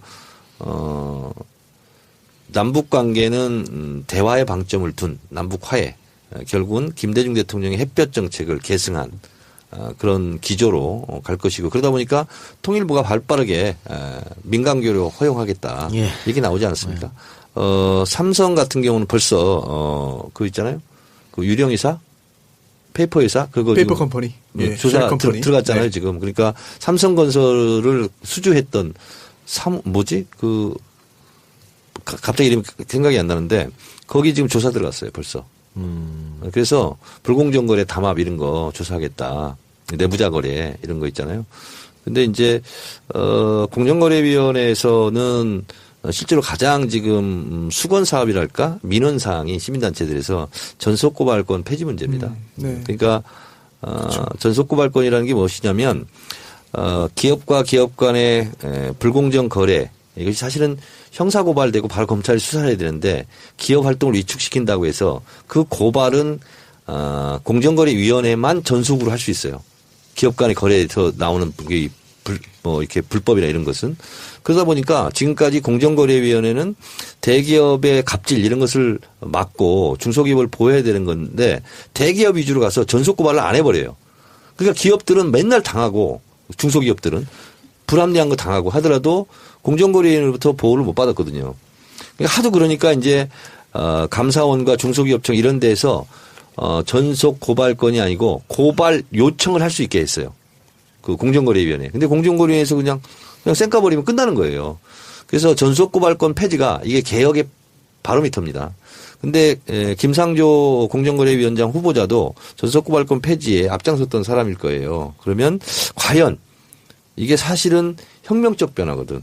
공정거래 입장에는. 그래서 전속 고발권을 과연 어떻게 할 것인가. 이것도 아마 관전 포인트입니다. 예. 장하성 교수가 이제 뭐죠? 장관이 된 건가? 아니 뭐지? 정책실장. 정책실장. 그 여동생이 장관이었잖아. 그 집안은 장하진. 그 집안은 뭐 다들 뭐 명문가죠. 예. 예, 호남 명문가 아닌가요? 예, 맞아요. 호남에. 예, 그래서 그 동생이 여동생 그 밑에 또 동생이 저랑 제 후배인데 굉장히 그림을 잘 그리는 데미드 나온 친구인데 그 오빠 언니가 다 장관 맞아요. 예. 이게 그 공정거래법이라고 부르는 그 독점 규제 및 공정거래에 관한 법률에 아까 그 정 의원님 말씀하신 그런 규정들이 들어 있어요. 네. 근데 이게 아까 의원님 지적하신 대로 재벌들을 오히려 봐주는 역할로 지금 악용이 되고 있습니다. 그 규정들이. 그렇죠. 네, 그런데 이게 문제가 있다. 이걸 좀 개정하자라고 한다면 이게 대통령 업무 지시로 가능한 게 아니라 이 법을 바꿔야 됩니다. 법을 바꿔야 돼요. 공정거래법 71조거든요. 바꿔야 되는데 그러면은 또 다시 당연히 국회를 거쳐야 되는 거고 또 야당과의 또 협치가 필요한 부분이고. 그러니까 결국은 모든 게 결국은 국회로 돌아가요. 그럼요. 이게 묵은 수건 사업이에요. 이게. 그래서 계속 협치 얘기를 강조하는 거죠. 여소야대 정국이기 때문에. 자, 이 대통령의 인사 이야기를 하고 있는데 지금까지 인사 보면은 뭐 그동안 언론이나 정치권에서 이름이 오르내렸던 하마평 올랐던 사람들은 대부분 안 되고 있어요. 대부분 안 되고 있고 탕평 인사 또 화합 인사 뭐 이렇게 나가는 것 같은데 지금 주진영 박사도 금융위원장 하마평 오르고 있던데 뭐 모르죠. 그건. 난리가 났어 지금. 재벌들이 엄청나게 지금 긴장하는 거죠. 그래서 저는 주진영은 금융위원장은 안 했으면 좋겠어. 김상조 교수는 그 삼성 담당이에요. 우리 그 청문회 때 재밌었던 얘기가 거기 김종중 사장이 와 있었잖아. 근데 굉장히 가까웠거든요. 근데 거기서 그거 하고 나서 나갈 때 청문회 그 참고인으로 나갈 때 인사 눈도 안 마주치더래. 그랬어요?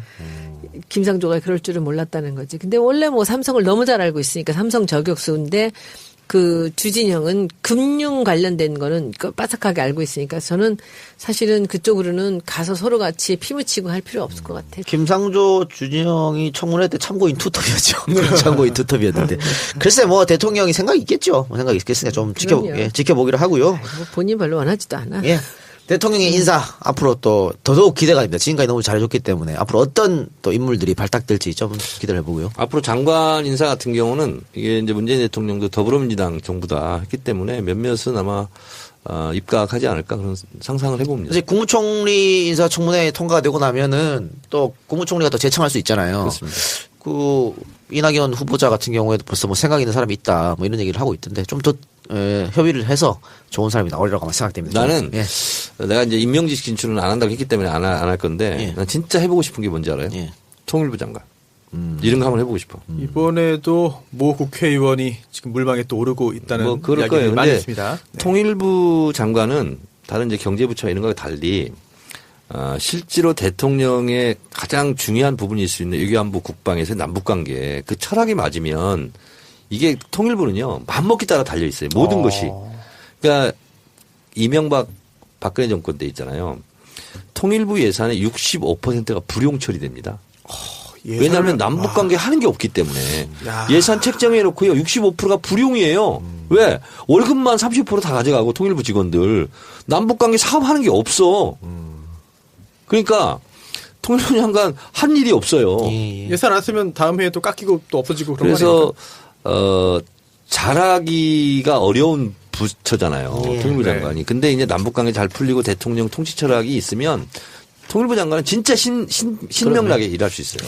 우상호 의원 물망 오르고 있잖아요. 뭐 하마평이니까. 안 나요? 근데 모르죠 이건 뭐 어떻게 될지. 마인드만 돼 있으면 하기가 그래도 수월한. 뭐 수월하다고 말하면 좀 어폐가 있지만 어쨌든 좀 잘할 수 있는. 근데 이거는 통일부 장관이 할 수 있는 게 별로 없어요. 아 그래요? 대통령 뜻에 따라 하기 때문에. 내일이 오이사예요. 오이사 좋지. 내일이야. 오이사도 알고 계시네. 요새 알았어. 여기 들어와서 안 게 한두 가지가 아니야. 5.18만 앉았더니 오이사도 알고 계시네. 이제 겨우 그 강경화 누구지 지난번에 어떤 분 그 보훈처장 피우진. 난 그거 내려가면서 기차 안에서 배웠잖아. 어떤 거? 임을 위한 행진곡을. 그런데요. 한 번도 안 불러봤는데. 그럴 수도 있죠. 한 번도 안 불러봤지. 아 그럴 수도 있죠. 그때 시위에 12월 5일날 시위 처음 나갔대잖아요. 피우진 그 본처장 그 발탁한 거라든가 이정도 총무비서관 발탁한 거라든가 이런 게 그런 거 보면 딱 내 스타일이야. 문재인 대통령. 저도 그런 거거든. 왜냐하면 그런 분들을 발탁해가지고 이렇게 키워줘야 되는 거예요. 그래야 이 사회가 평등한 사회. 문재인 대통령이 뭐라 했어요? 기회는 평등하게, 과정은 공정하게, 결과는 정의롭게.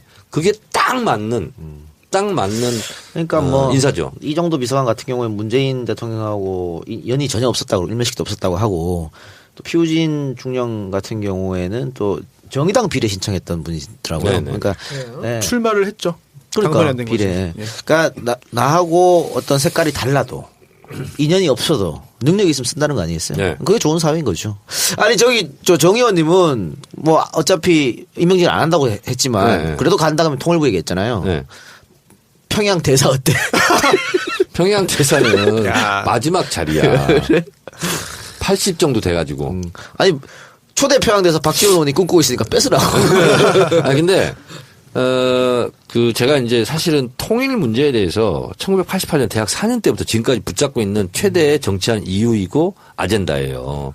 그리고 남북 관계가 풀리지 않으면 모든 부분이 다 이게 피가 통하지 않고 혈이 통하지 않는다. 기와 혈이 막히는 거다. 그래서 하는 건데 나는 문재인 정부에서 무엇보다도 남북 관계에 성공하는 정권이었으면 좋겠어요. 네. 그래서 마인드가 되는 분을 진짜 잘 발탁해서 남북 관계를 확 뚫었으면 좋겠어요. 예, 통일은 안 되더라도 통일의 발판을 마련해야겠죠. 저는 하고 싶은 게 아까 오이사 얘기 나오다 했는데 저는 이제 그 민간 교류 중에 제가 두 가지 관심 있는 게 있습니다. 하나는 한옥. 개성에 가면 그렇게 한옥이 많이 보존이 돼 있대요. 그래서 우리나라 건축하는 사람들 중에 이제 한옥에 관심 가지고 있는 굉장히 깬 그 건축가들이 걔들 꿈이 그거예요. 개성에 가서 그들이 한옥을 어떻게 그 진화시키면 살았는지를 보고 싶다는 거예요. 아궁이는 어떻게 했는지, 부엌은 어떻게 해결했는지, 창틀은 어떻게 하는지 이걸 보고 싶다는 거예요. 그래서 제가 그 문재인 대통령한테 그때 대표실에서 그랬어요. 우리가 이 교류는 막혀 있지만 민간 교류들을 할 수 있는 방안을 생각해보자 해서 제가 그때 그 한옥 생각을 했고 또 하나는 이제 국어를 연구하는 사람들 중에서 우리가 해방 이전에 그 이익노 선생하고 최연배 선생하고 조선어학회 하다가 이분들이 남북으로 갈라지면서 각 남북의 그 이제 그 언어들을 그 국어를 이제 정리를 했던 거죠. 근데 그것이 이제 세월이 지나면서 서로 다르게 발전이 된 거죠. 네. 그래서 이것을 국어학자들이 여러 사람들이 이것을 여러 경로를 통해서 북한하고 교류를 하려고 노력하고 있는데 이것을 공식적으로 한번 해봤으면 좋겠어요. 네. 그래서 뭐 사전도 좀 새로 만들고 지금 너무 이질감이 있어요. 네. 그러니까 우리가 상대 거를 우리 걸로만 뭐 다 같이 통일하자 이런 게 아니라 서로 어떻게 변화되어 왔는지 똑같은 단어를 두고 왜 저쪽에서 하고 우리하고 다르게 이제 변화되어 왔는지 이것을 한옥은 우리는 없어요. 우리 한옥은 다 옛날 한옥을 그대로 복원하는 거지 얘네들은 살면서 진화시켜 갔다는 거죠. 그래서 저는 그 한옥하고 우리 말과 글에 대한 거를 둘을 꼭 민간 교류를 하고 싶어요. 그리고 교문이고 이건 두 개 다. 박근혜 정권까지 그래도 참여정부 때 시작한 것을 가장 끝까지 그래도 끊지 않았던 것이 남북 있잖아요. 결의말 큰 사전. 이거 작업이었어요. 근데 그것도 결국 이제 끊어졌어요. 그러니까. 그랬는데 이래는 순서가 있어요. 예를 들면 축구공을 망치로 바람을 뺄 수가 없거든요. 이게 남북 관계 탱탱한 이 관계는 송곳 하나로 찔러가지고 바람을 빼야 되거든요. 긴장 상태를. 근데 그게 뭐냐면 영의와 지원이에요. 영의와 지원은 자유한국당도 반대를 안 합니다. 다만 박근혜 대통령이 오케이를 안 해서 못했던 거거든요. 그래서 제가 통이 있으면서 유니세프 통계를 보니까 0세부터 5세까지 영양실조, 실제로 이렇게 건강에 지장을 주는 영양실조가 25%라고 그때 유니세프도 하는데 2배로 계산해야 된다고 그러더라고. 그럼 50%의 북한의 0세부터 5세까지 영유아들이 실제로 건강이 위협받을 정도로 영양실조가 심하거든요. 그래서 가장 먼저 해야 될 것은 북한 영유아 지원. 아니 그리고 또 우리 지금 축산에서 우유 분유가 남아들어가죠. 그때 정말 심각한 문제거든요. 두 번째 해야 될 게 그것도 해결할 수 있는 거지. 두 번째 해야 될 게 이제 야당의 반대가 없는 분야부터 먼저 시작해야 되지 않습니까? 두 번째가 체육교류입니다. 체육교류는 아무런 저항감과 반대가 없습니다. 그래서 영유아 지원을 1호로 시작해서 그리고 민간인 교류 중에서 체육교류 이것이 분위기를 먼저 잡는 거거든요. 그래서 반대가 없는 가장 쉬운 길부터 뚫고 들어가야 되거든요. 문정부도 충분히 생각하고 있을 겁니다. 그 문제에 대해서. 그래서 지금 민간단체가 통일부에서 요구한 것도 지금 오케이 한 거죠. 그렇습니다. 그렇습니다. 그리고 그다음에 좀 했으면 좋겠는 게 뭐냐면 우리가 이번에 지금 농민 대책이 좀 없었다 뭐 이런 얘기도 많이 하고 그러는데 쌀 수매가가 제일 문제잖아요. 백남기 농민이 돌아가신 것도 결국 수매가 인상 뭐 보장하라 이런 거였는데 남아 돌아가고 있거든. 창고에 싸서 보관하는 비용이 쌀값보다 더 들어가요. 맞습니다. 그렇기 때문에 북한에 식량 지원하잖아요. 그러면 창고도 비고 수매가도 올릴 수 있거든요. 그래서 이것은 남도 좋고 북도 좋고 이런 것들을 먼저 시작하는 것이 저는 좋겠다 이런 생각이 듭니다. 네, 동감하고요. 자, 그러면은 우리 시간이 좀 많이 흘렀으니까 이것으로 오늘 방송을 마치겠습니다. 자, 세상을 바꾸는 정치수다 팟캐스트 정치 아래 바꾼다 88회 방송 마치고요. 저희는 다음 주 89회, 90회로 돌아오겠습니다. 자, 세 분 수고해 주셨고 청취해 주신 여러분 대단히 감사하고 밖에서 늦은 시간까지 안 가시고 방청해 주신 여러분들도 고맙습니다. 다음 주에 뵙겠습니다. 감사합니다. 네, 고맙습니다.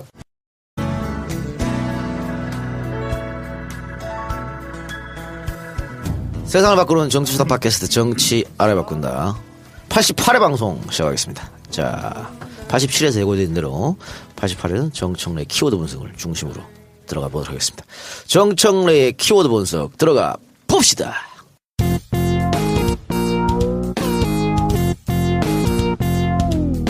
정청래 키워드 분석.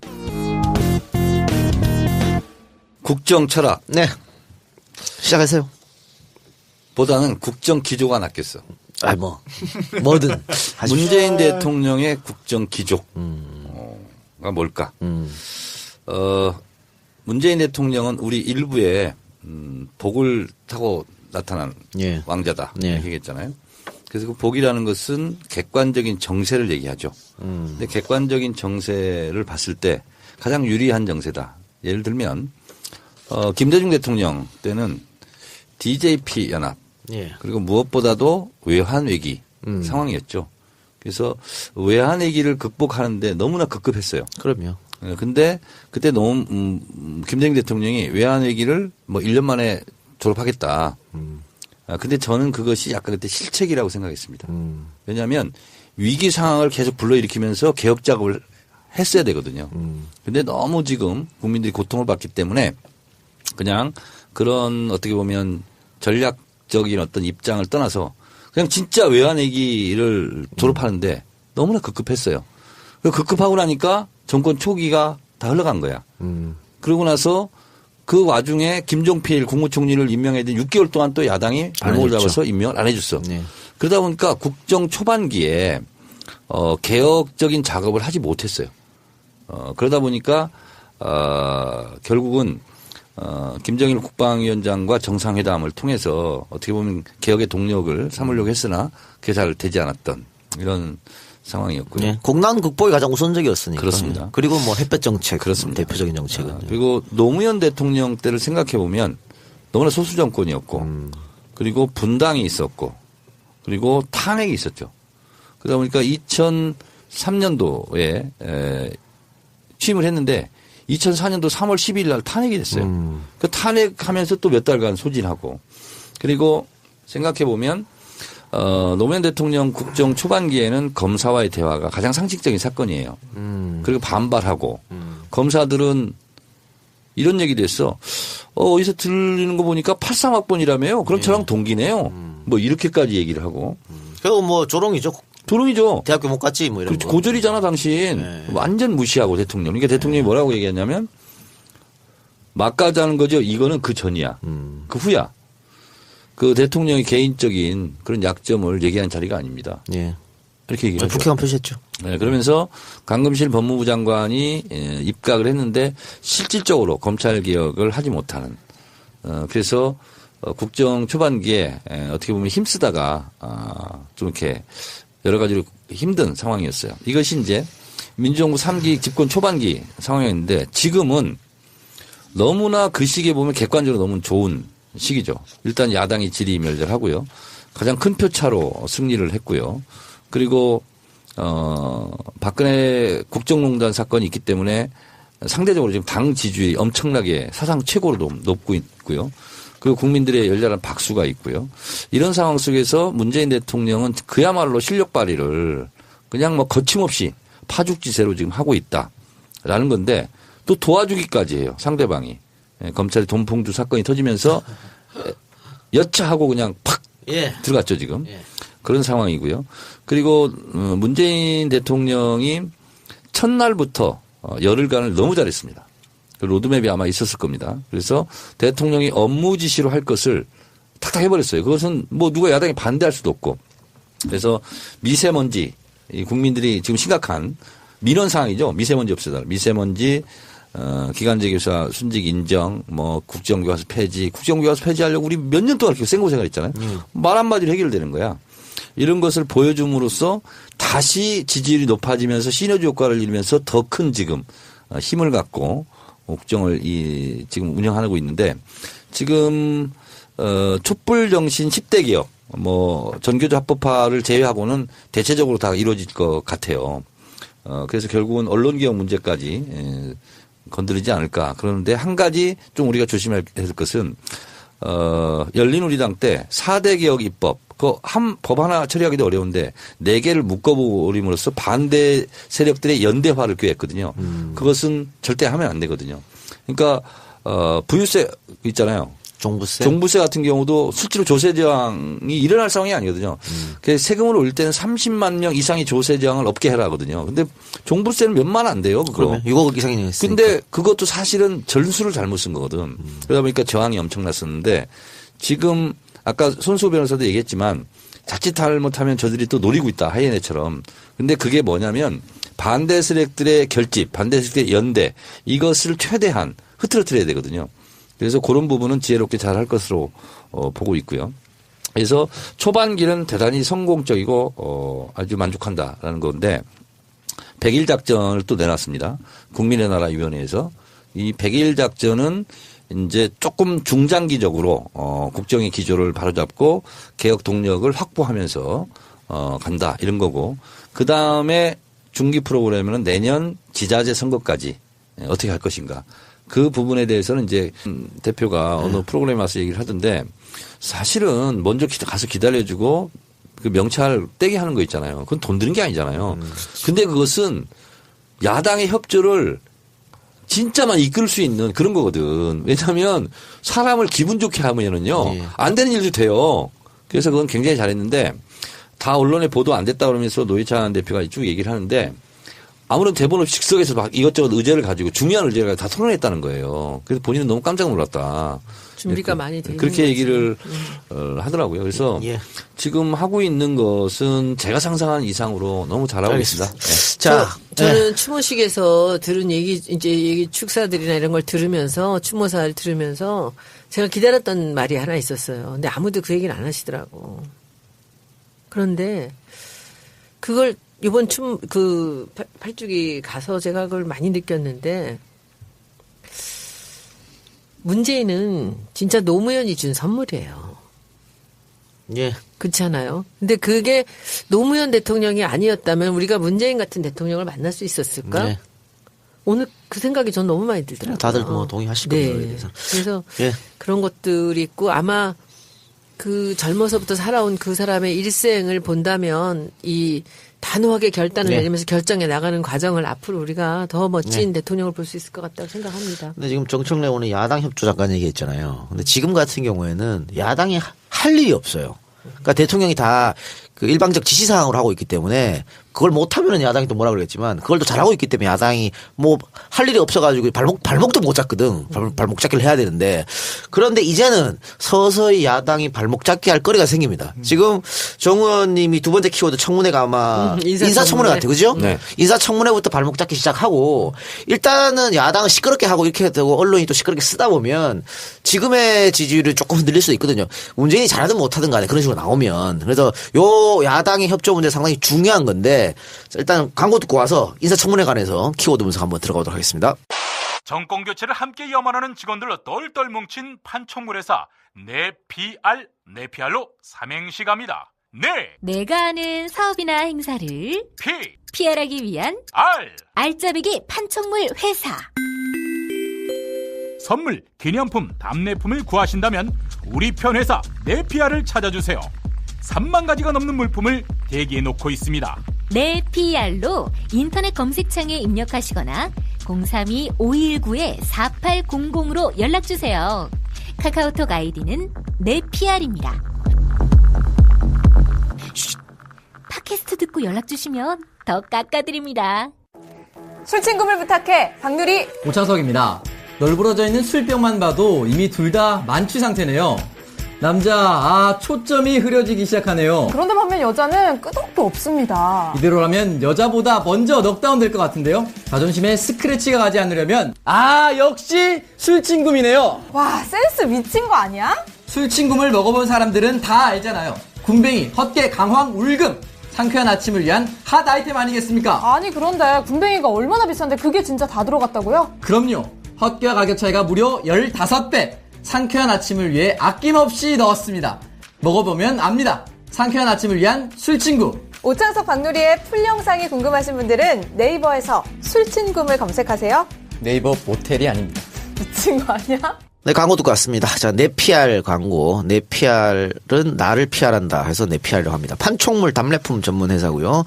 행사 기념품, 결혼 돌잔치, 칠순잔치 이런 단체 선물이 필요한 경우에 찾아주시면 된다고 하네요. 특히 팟캐스트 듣고 주문한다고 알려주시면 가격 할인까지 한다고 합니다.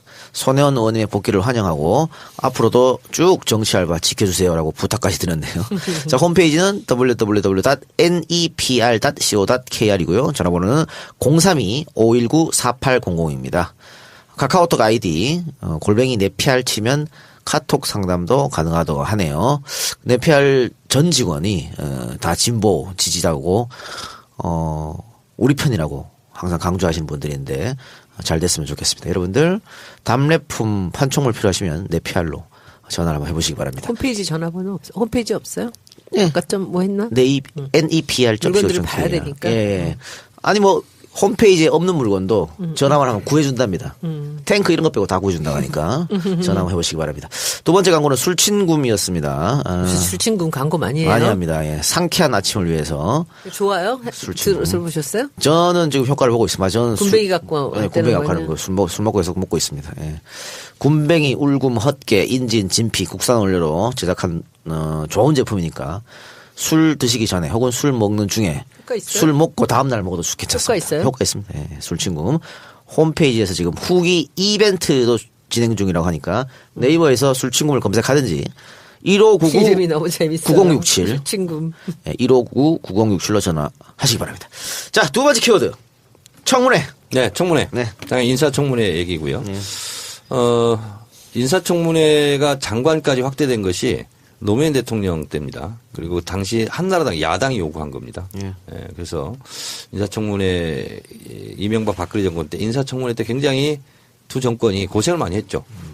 그리고 박근혜 정권 때는 김영준 전 헌재 소장부터 시작해가지고 국무총리에 굉장히 낙마 사태가 벌어지면서 국정의 기조가 흔들리고 동력이 빠져버렸죠. 동력이 빠져버리고 이제 이런 사태가 기억납니다. 문창극. 네, 발생합니다. 문창은 나중 일이었고 네. 초장부터 빠졌어. 처음에 초대 국무총리. 얼마나. 그래서 문재인 정부가 올해를 이런 탄탄한 기반 속에서 잘 옛날에서 얘기했잖아요. 진성준 의원이 있을 때 우리 왜 안 나가냐고. 의원들 국회에 왜 안 나가냐고. 근데 진성준 의원이 국회의원들 안 나간다고 그랬어요. 근데 그 얘기를 제가 다시 문 대표한테 또 얘기를 한 거예요. 그랬더니 문 대표가 나 그때 정말 깜짝 놀랐어요. 갑시다 그러더라고. 12월 5일 나가기로 정해져 있었거든요. 2주 뒤입니다. 백남기 의원이 사고 났을 때하고. 갑시다. 그뒤 바로 거기 이하경 의원이 있었어요. 이하경 의원 부르더니 우리 12월 5일 날 국회의원들 나갑시다. 그리고 정 의원님한테 경찰청에다 얘기하라 그랬잖아요. 네. 그래서 그때 우리가 한 30명만 나가면 좋겠다 했는데 53명이 나갔습니다. 그리고 나갔는데 거기서 그 프라자 호텔 앞에 광장에서 누가 어깨를 탁 쳐요 저를. 난 처음 가봤지. 난 평생에 처음 시위야. 그러더니 뭐니까 문 대표님 와 계세요. 되게 환하게 웃으면서 이런 시위 처음이죠? 그랬잖아요. 그래서 네 처음이죠. 그랬더니 해보시면 재밌어요. 이러더라고요. 그러더니 폴리스 라인으로 가시더라고요. 그러니까 문 대표가 앞에 서서 정청래 의원이 그날 굉장했어. 활약이. 딱 경찰청장이 나와가지고 딱 대응을 하니까 그 사람들이 그 비닐 옷 있잖아요. 물대포 하면 옷을 다 벗었어요. 그리고 방패도 안 들고 평상복을 하고 나와서 폴리스 라인에 서 있는데 그쪽에 국회의원들이 30명이 쫙 쓴 거예요. 그래서 거기서부터 같이 서울대 병원까지 우리가 행진을 하는데 종로를 쭉 걸어가는데 나는 그때 뒤에서 되게 뭉클했어. 문 대표가 제일 앞에 서서 폴리스하고 같이 가는 거예요. 그리고 이쪽에 국민들이 걸어가는 거야. 근데 한 친구, 이제 그래서 시민들의 반응을 제가 좀 봤어요. 그때 한 친구가 대학생인데, 저 지난주도 나왔었는데, 지난주하고 오늘하고 이렇게 다를 수가 없는 거예요. 국회의원도 있으면 든든하죠. 그러면서 네. 든든하고, 우리를 지켜주는 것 같고, 참 좋다고 네, 이러면서 걸어가는데, 그리고 이제 끝까지 갔습니다. 그거 아세요? 그날 이후로 폭력이 없었어요. 그날 이후로 광화문에 모든 나중에 저 새누리당 한국당 사람들 뭐 난리 사람 죽고 그럴 때 빼놓고 우리는 한 번도 이 폭력을 행사하지 않았고 과잉 진압도 없었습니다. 그래서 나중에 이제 우리 그 촛불에서 처음에는 저쪽으로 청와대로 진입한다 그래서 막 차 위에 사람들이 올라가는데 시민들이 쭉 둘러싸고 내려오라고 내려와. 근데 그 12월 5일 2015년 12월 5일은 반드시 기억돼야 될 날이에요. 근데 그때 제가 평화라는 마크를 만들었거든요. 그래서 그날 이렇게 달았는데 저는 그때 제가 문재인이라는 사람 때문에 이 당회를 왔지만 그 12월 5일 날 저는 확신이 생겼어요. 아, 이 사람은 믿어도 되는구나. 자기가 옳다고 하는 것은 이렇게 단호하게 그냥 결단을 내리는구나라고 생각을 했죠. 그리고 청춘 시절에는 그랬지만 저는 그 당에 들어와서는 그때를 봤고 그 뒤에 이제 당 이름 만들면서도 후반을 이렇게 딱 냈을 때 5개 후반을 냈는데 이렇게 탁 정해요. 근데 제가 이름을 만들 때 그 재벌 회장들 이런 사람들도 자기 거지만 쉽게 결단을 못 내려요. 근데 이 사람이 이걸로 하죠. 그냥 탁 정해요. 그래서 되게 굉장히 단호한 분이세요. 그리고 그 항상 듣고 다 듣고 즉답은 잘 안 해요. 아닌 것은. 근데 맞는 거는 그냥 그 자리에서 그냥 결정을 내려버리더라고요. 그래서 난 요새 하고 계신 일들이 그 힌트들이 있었어요. 그동안에. 그래서 이것이 그래서 반짝이 아니고 태풍이 아니라 아마 지속적으로 잘할 거라는 생각이 들어요. 많이 듣고 그리고 결단을 내리고. 네, 그렇게 돼야겠죠. 제 주위에 문재인 대통령을 찍지 않은 분들이 계세요. 그런데 그런 사람들하고 친구야? 친구는 아니고 지인. 전 친구예요. 그런데 그런 분들도 지금 문재인 대통령이 잘한다. 예. 여기에 다 동의하고요. 다 동의해요. 문재인 대통령 못한다고 하는 사람 지금까지 제가 직접 본 적이 없습니다. 근데 더 두고 보자는 사람은 가끔 있는데 거의 없어요. 정의원 말처럼 문재인을 찍었던 많은 지지자들도 잘할 줄 알았지만 이렇게 잘할 줄 몰랐다. 그런 얘기들을 많이 또 댓글 남기고 그러더라고요. 맞아요. 근데 뿌듯해요. 뭐 12월 5일 그 하나를 보고 그 손혜원은 확신을 가졌다는데 그때는 그렇게 진짜 하셨어요. 근데 그거 하나를 가지고 지금처럼 잘한다라고 저는 예측을 못했어요. 왜냐하면 지금 사실은 제가 생각하는 상상 이상으로 잘하고 있거든요. 뭐냐면 저는 혼자 다 하시지는 않을 거야. 그럼요. 근데 어찌됐든 누군가는 프로그램이 있고 그리고 누군가는 조언도 하고 할 거 아니에요. 근데 저는 무엇을 높이 평가하냐면 이렇게 하자고 그랬을 때 그래 하자라고 곧바로 그걸 받아주고 본인이 직접 하는 거 있잖아요. 결정은 리더가 하는 거죠. 그러니까 하세요, 사실은. 그것이 저는 굉장히 지금 뭐 행보도 중요하지만 어디 가서는 이렇게 하시죠. 어디 가서는 이렇게 하시죠. 그리고 업무 지시는 이렇게 하시는데 이렇게 하셨으면 좋겠습니다 하고 참모들이 다 조언할 거잖아요. 근데 그걸 120% 본인이 지금 발현하고 있다. 이런 거고 또 하나는 참모들이 제안하지 않았지만 본인이 순간순간 판단해서 하고 있는 게 있어요. 예를 들자면 그 양천구 초등학교 가가지고 쭈그리고 앉아가지고 기다려주는 거 있잖아요. 이건 미리 예측된 게 아니야. 본인이 하고 싶어서 그냥 하는 거예요. 광주에서도 그랬잖아요. 그러니까요. 그러니까 이런 뛰어나가서 것은 그 안아주는 거. 그렇죠. 그건 누가 그럴 때는 이렇게 모른 척하고 걸어가도 끝까지 걸어가십시오. 이렇게는 안 했을 거 아니야. 그리고 안아주면서 진정성이지. 아버지 그럼 묘수에 같이 가자고. 그러니까. 그래서 실제로 가. 이런 거 있잖아요. 감동이지. 그건. 이런 것은 정말 그 본인이 그냥 순간순간 판단하는 거고 5.18 기념사 같은 경우는 참모들이 일단 초안을 작성했겠죠. 근데 완성본은 본인이 했을 겁니다. 그럼요. 근데 그런 것은 가장 돋보이는 거였어요. 예. 그리고 뭐 인사 발표할 때도 사실은 그 질의응답 같은 경우에는 참모가 한다고 미리 얘기했습니다만 대통령이 그냥 끝나고 나서 기자들한테 질문 없습니까?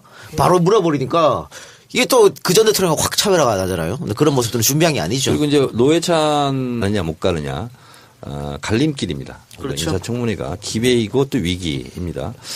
첫 번째 인사청문회가 이제 곧바로 열리죠. 지금 이 방송이 나갈 때쯤이면 벌써 치렀을 그렇습니다. 거예요. 이낙연 내일이죠. 국무총리.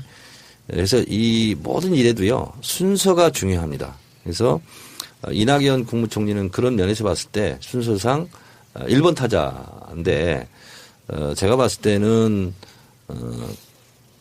통과하는 데는 큰 문제는 없어 보입니다. 보이콧 한다고 지금 그러잖아. 한국당이. 자유한국당에서요? 그거는 뭐 욕 나올 뻔했네. 그거는 뭐 그렇게 하든 말든 뭐 그건 본인들만 미비하다고. 손해니까요. 근데 어찌됐든 인사청문회는 야당판입니다. 여당은 방어자 역할을 해야 되고 야당이 공격판인데 그래서 어쨌든 본전치기 하면 굉장히 잘하는 겁니다. 인사청문회는. 근데 이제 이낙연 국무총리 같은 경우는 몇 가지 해명해야 될 부분은 있더라고요. 보니까 뭐 부인이 화가인데 그 그림 저도 좀 궁금하더라고요. 그런 문제. 또 아들 병역 문제는 뭐 큰 문제는 없어요. 하나하나 한번 볼까요 그러면? 네네. 그 부인이 2013년에 전남개발공사에 그림 2점을 900만 원에 판매했다는데 그러면 그림 하나에 450만 원 정도 되는 거잖아요. 뭐 손해원이 잘 알 수도 있겠습니다만 그림 한 점 화가가 자기 그림 400, 500 이거 크기도 사이즈도 커요. 이거는 고가라고 할 수도 없습니다. 고가 그리고 아니죠. 이런 그림 그리려면요 2달, 3달씩 걸려요. 그걸 비싸다고 할 수 있습니까? 이거는 그냥 의혹을 갖고 온 것 같고요. 근데 이제 그게 산대가 아니고 어디죠? 네. 전남개발공사. 그게 이제 아니라 이 얘기가 옛날에 딴 사람들 또 유명한 사람 하나 또 이런 경우가 있었어요. 그 부인이 오랫동안 그림을 그리질 않았대요. 그러니까 그림은 경력 같은 게 되게 중요한데 그리지 않았는데 이제 이분이 뒤늦게 이제 애들 다 키우고 그러고선 그림을 그렸나 봐요. 근데 이 사람이 개인전을 했단 말이야. 남편이 지사를 할 때. 근데 개인전을 하면 사람들이 와서 그림을 사주잖아요. 사주는 거죠. 사주는 거죠. 그러니까 전남개발공사에서 와서 그림을 사준 거예요. 아니 근데 그게 시점이 중요하잖아요. 도지사 취임 1년 전에 산 거예요. 전남 1년 개발공사. 전이래요? 1년 전이에요. 그러니까 뭐 문제될 게 없어. 아니 근데 그때 국회의원을 하고 있었잖아요. 그리고 전남에 영향력이 있는 정치인이기 때문에. 그러니까 그런 걸 하면은 와서 인사치레로 자기들이 사주면서 자기들도 그림이 필요하다고 했을 때는 와서 일반인들은 그 그림이 얼만큼 좋은 그림이냐 나쁜 그림이냐 값이 비싸냐 싸냐 잘 모르거든요. 근데 4,500만 원이면 값이 정말 비싼 거 아니거든요. 근데 그런 정도만 그 호수도 막 30%에서 50% 되더라고요. 그러면 큰 그림이네요. 큰 그림이에요. 근데 그렇게 되니까 그 정도는 사도 되는데 이제 그걸 따지려고 본다면 그 경력도 많지 않은데 무슨 그림이 그 값이 하느냐 이렇게 얘기하는데 그건 제가 보기엔 중요한 얘기가 아닙니다. 그런데 이것이 유관업체에서 와서 사주었다는 게 아니요 지금 문제인 야당 거지. 쪽에서는 후보자를 의식해서 그림을 비싼 값에 강매했다 그건 이렇게 아니에요. 지금 주장하고 있는데 자, 그건 근데 아니란 거죠. 디테일이 중요하지는 않고요. 유관 기관에 와서 저건 사준 거다 잘 보이려고. 무식한 얘기야. 비싼 그러니까, 값에 강매는. 이거는 야당의 공격 소재가 됩니다. 그리고 제가 야당이었어도 이건 강하게 공격을 했을 거예요.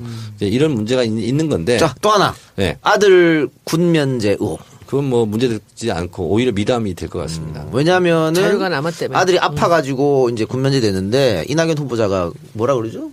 청원서까지 네. 써가지고 우리 아들 좀 보내달라고 네. 뭐 그렇게 했으니까 네. 야, 탄원서를 냈답니다. 탄원서 탄원서를. 네. 그거를 지금까지 간직하고 있었던 것도 대단한 것 같아요. 아니 간직이 아니라 그래도 어디서 누가 그러대. 그런 걸 한 걸 보면 이분이 나중에 자기가 어떤 공직이 더 높이 올라갈 거라는 걸 예측을 하지 않았나. 그래서 그 자료를 남기지 않았나 그런 얘기를 저는 하더라고요. 20년 전 선거 팜플렛 다 갖고 있습니다. 아 근데 이게 아들이 박찬종 서울시장 거 뭐 이런 거 네. 갖고 있어요. 아들이 신체 검사를 2001년에 받았거든요. 2001년 언제 때냐면 이회창 후보가 아들 때문에 군대 못 됐을 대통령 못 됐을 때라 97년도 그러니까 이것이 나중에 선거에. 걸릴 수도 있다 엄청 생각한 이제 거지. 빡빡하게 하기 그때는 때문에 고위공직자 하려면은 이제는 무조건 아들을 군대 네. 보내는 그런 인식이 강했기 때문에 이 문제는 그래요. 크게 문제될 거 없을 것 같습니다. 자, 계속해 주세요. 네. 그래서 이낙연 총리 후보자 같은 경우는 한 이 두 가지. 본회의 의결 사항입니다. 그래서 과반수를 확보해야 돼요. 그러나 지금 정황상 과반 확보는 되지 않을까. 민주당, 국민의당만 합해도 되는 거 아니에요? 네, 그렇습니다. 그렇게 될 것 같고 이제 문제는 국무총리 후보자 인사청문회를 시작으로 지금 뭐 인사청문회를 해야 되는 자리가 한 30개 정도 되지 않을까. 그래요. 예, 30개 주면 됩니다. 예, 그 정도 될 것 같은데 거기서 이제 한두 명이 사고가 날 수도 있습니다. 그렇겠죠. 그래서 이제 인사청문회는 사실상 국회의원이 물어보고 답변하는 거지만 국민이 물어보고 국민이 답변하는 거거든요. 그 과정 속에서 털어서 먼지 안 나는 사람이 없다라는 이렇게 통념으로 본다면 잘못한 게 있으면 빨리빨리 시인해야 돼요. 그래서 이게 시인하지 않아 가지고 개심죄에 걸려서 국무총리가 낙마한 경우가 김태호 전 국무총리 후보자입니다. 예. 박연차 게이트 때 전혀 모르다 일면식도 없다 그랬다가 둘이 사진 찍은 사진이 나왔어요. 왜 그러는 거예요? 그러니까 뭐냐면 하나가 터지면 더 막 공격을 한다 그러니까 꽁꽁 막아야 된다 처음부터. 그래서 가장 솔직한 것이 가장 좋은 정책입니다. 저는 그래서 워낙 많은 지금 인사청문회 그 숫자가 있기 때문에 수요가 있기 때문에 이게 다 성공한다. 라는 것은 좋겠는데 그러지 못할 수도 있어요. 그럼요. 그랬을 때는 국정 기조가 살짝 흔들릴 수도 있다. 그래서 문재인 새 정부 출범 이게 어떤 정부든지 마찬가지로 인사청문회가 가장 난해하고 가장 조심스럽고 가장 어떻게 보면 두려운 부분이에요. 그래서 저는 일단 후보자들 개인이 문제가 있는 것은 빨리 먼저 자진 신고했으면 좋겠고 그런 의미에서 강경화 외교부 장관 후보자의 흠결 한 두 가지 정도는 청와대에서 미리 이제 굉장히 이례적이거든 이것도. 굉장히 잘한 대처입니다. 네, 임명하면서 이런 문제가 있었다. 네, 검증 다만, 과정에서 네. 그것이 알려졌는데 이것은 국민의 판단에 한번 맡겨보겠다. 이거 아무 문제 없, 개헌 문제도 마무리해야 되고요. 검찰 개혁도 완수를 해야 되고요. 그다음에 일자리 창출에 성과를 내야 되고요. 뭐 노동 시간을 단축하거나 비정규직 문제를 해결하거나 뭐 이런 공약했던 것들을 일단 1년 정도 지났을 때는 성과를 보여야 되거든요. 그래야 중후반기를 안정적으로 가져갈 수 있는데 대체적으로 로드맵은 잘 짜져 있는 것 같다. 예. 그리고 객관적인 정세도 좋고 예. 그리고 준비된 정도도 탄탄하다. 그래서 오늘 봉화마을에서 노무현 대통령에 대해서 문재인 대통령이 이런 말씀을 하셨죠. 20년을 성찰해서 그리고 참여정부를 넘어서 성공한 대통령이 되어서 나타나겠다. 봉화마을에 그렇게 얘기했는데 그 부분이 실현이 되려고 하는데 이것은 대통령 혼자의 의지로 되지는 않아요. 그런데 저는 상당히 희망적인 것이 제가 판도라에서도 얘기했지만 인사하는 걸 딱 봤을 때 히딩크식이에요. 그래서 팀워크를 굉장히 중요하게 생각하고요. 히딩크가 기초 체력을 훈련을 처음부터 무작정 시켰지 않습니까? 그리고 연고를 타파했습니다. 뭐 축구에도 연구 있죠. 연구가 있거든요. 고대 인맥, 연대 인맥 이렇게 쭉 있는데 전혀 고려하지 않고 이천수, 박지성, 이을용 뭐 이런 송종국 이런 선수들은 연고주의가 있어서 국내 감독이었으면 어려웠다는 거예요. 근데 무명에 가깝지만 그런 사람 원석을 보고 딱 발굴해가지고 스타 플레이어로 다 만들었잖아요. 그런 것처럼 이종도 총무비서관 발탁하는 거 보세요.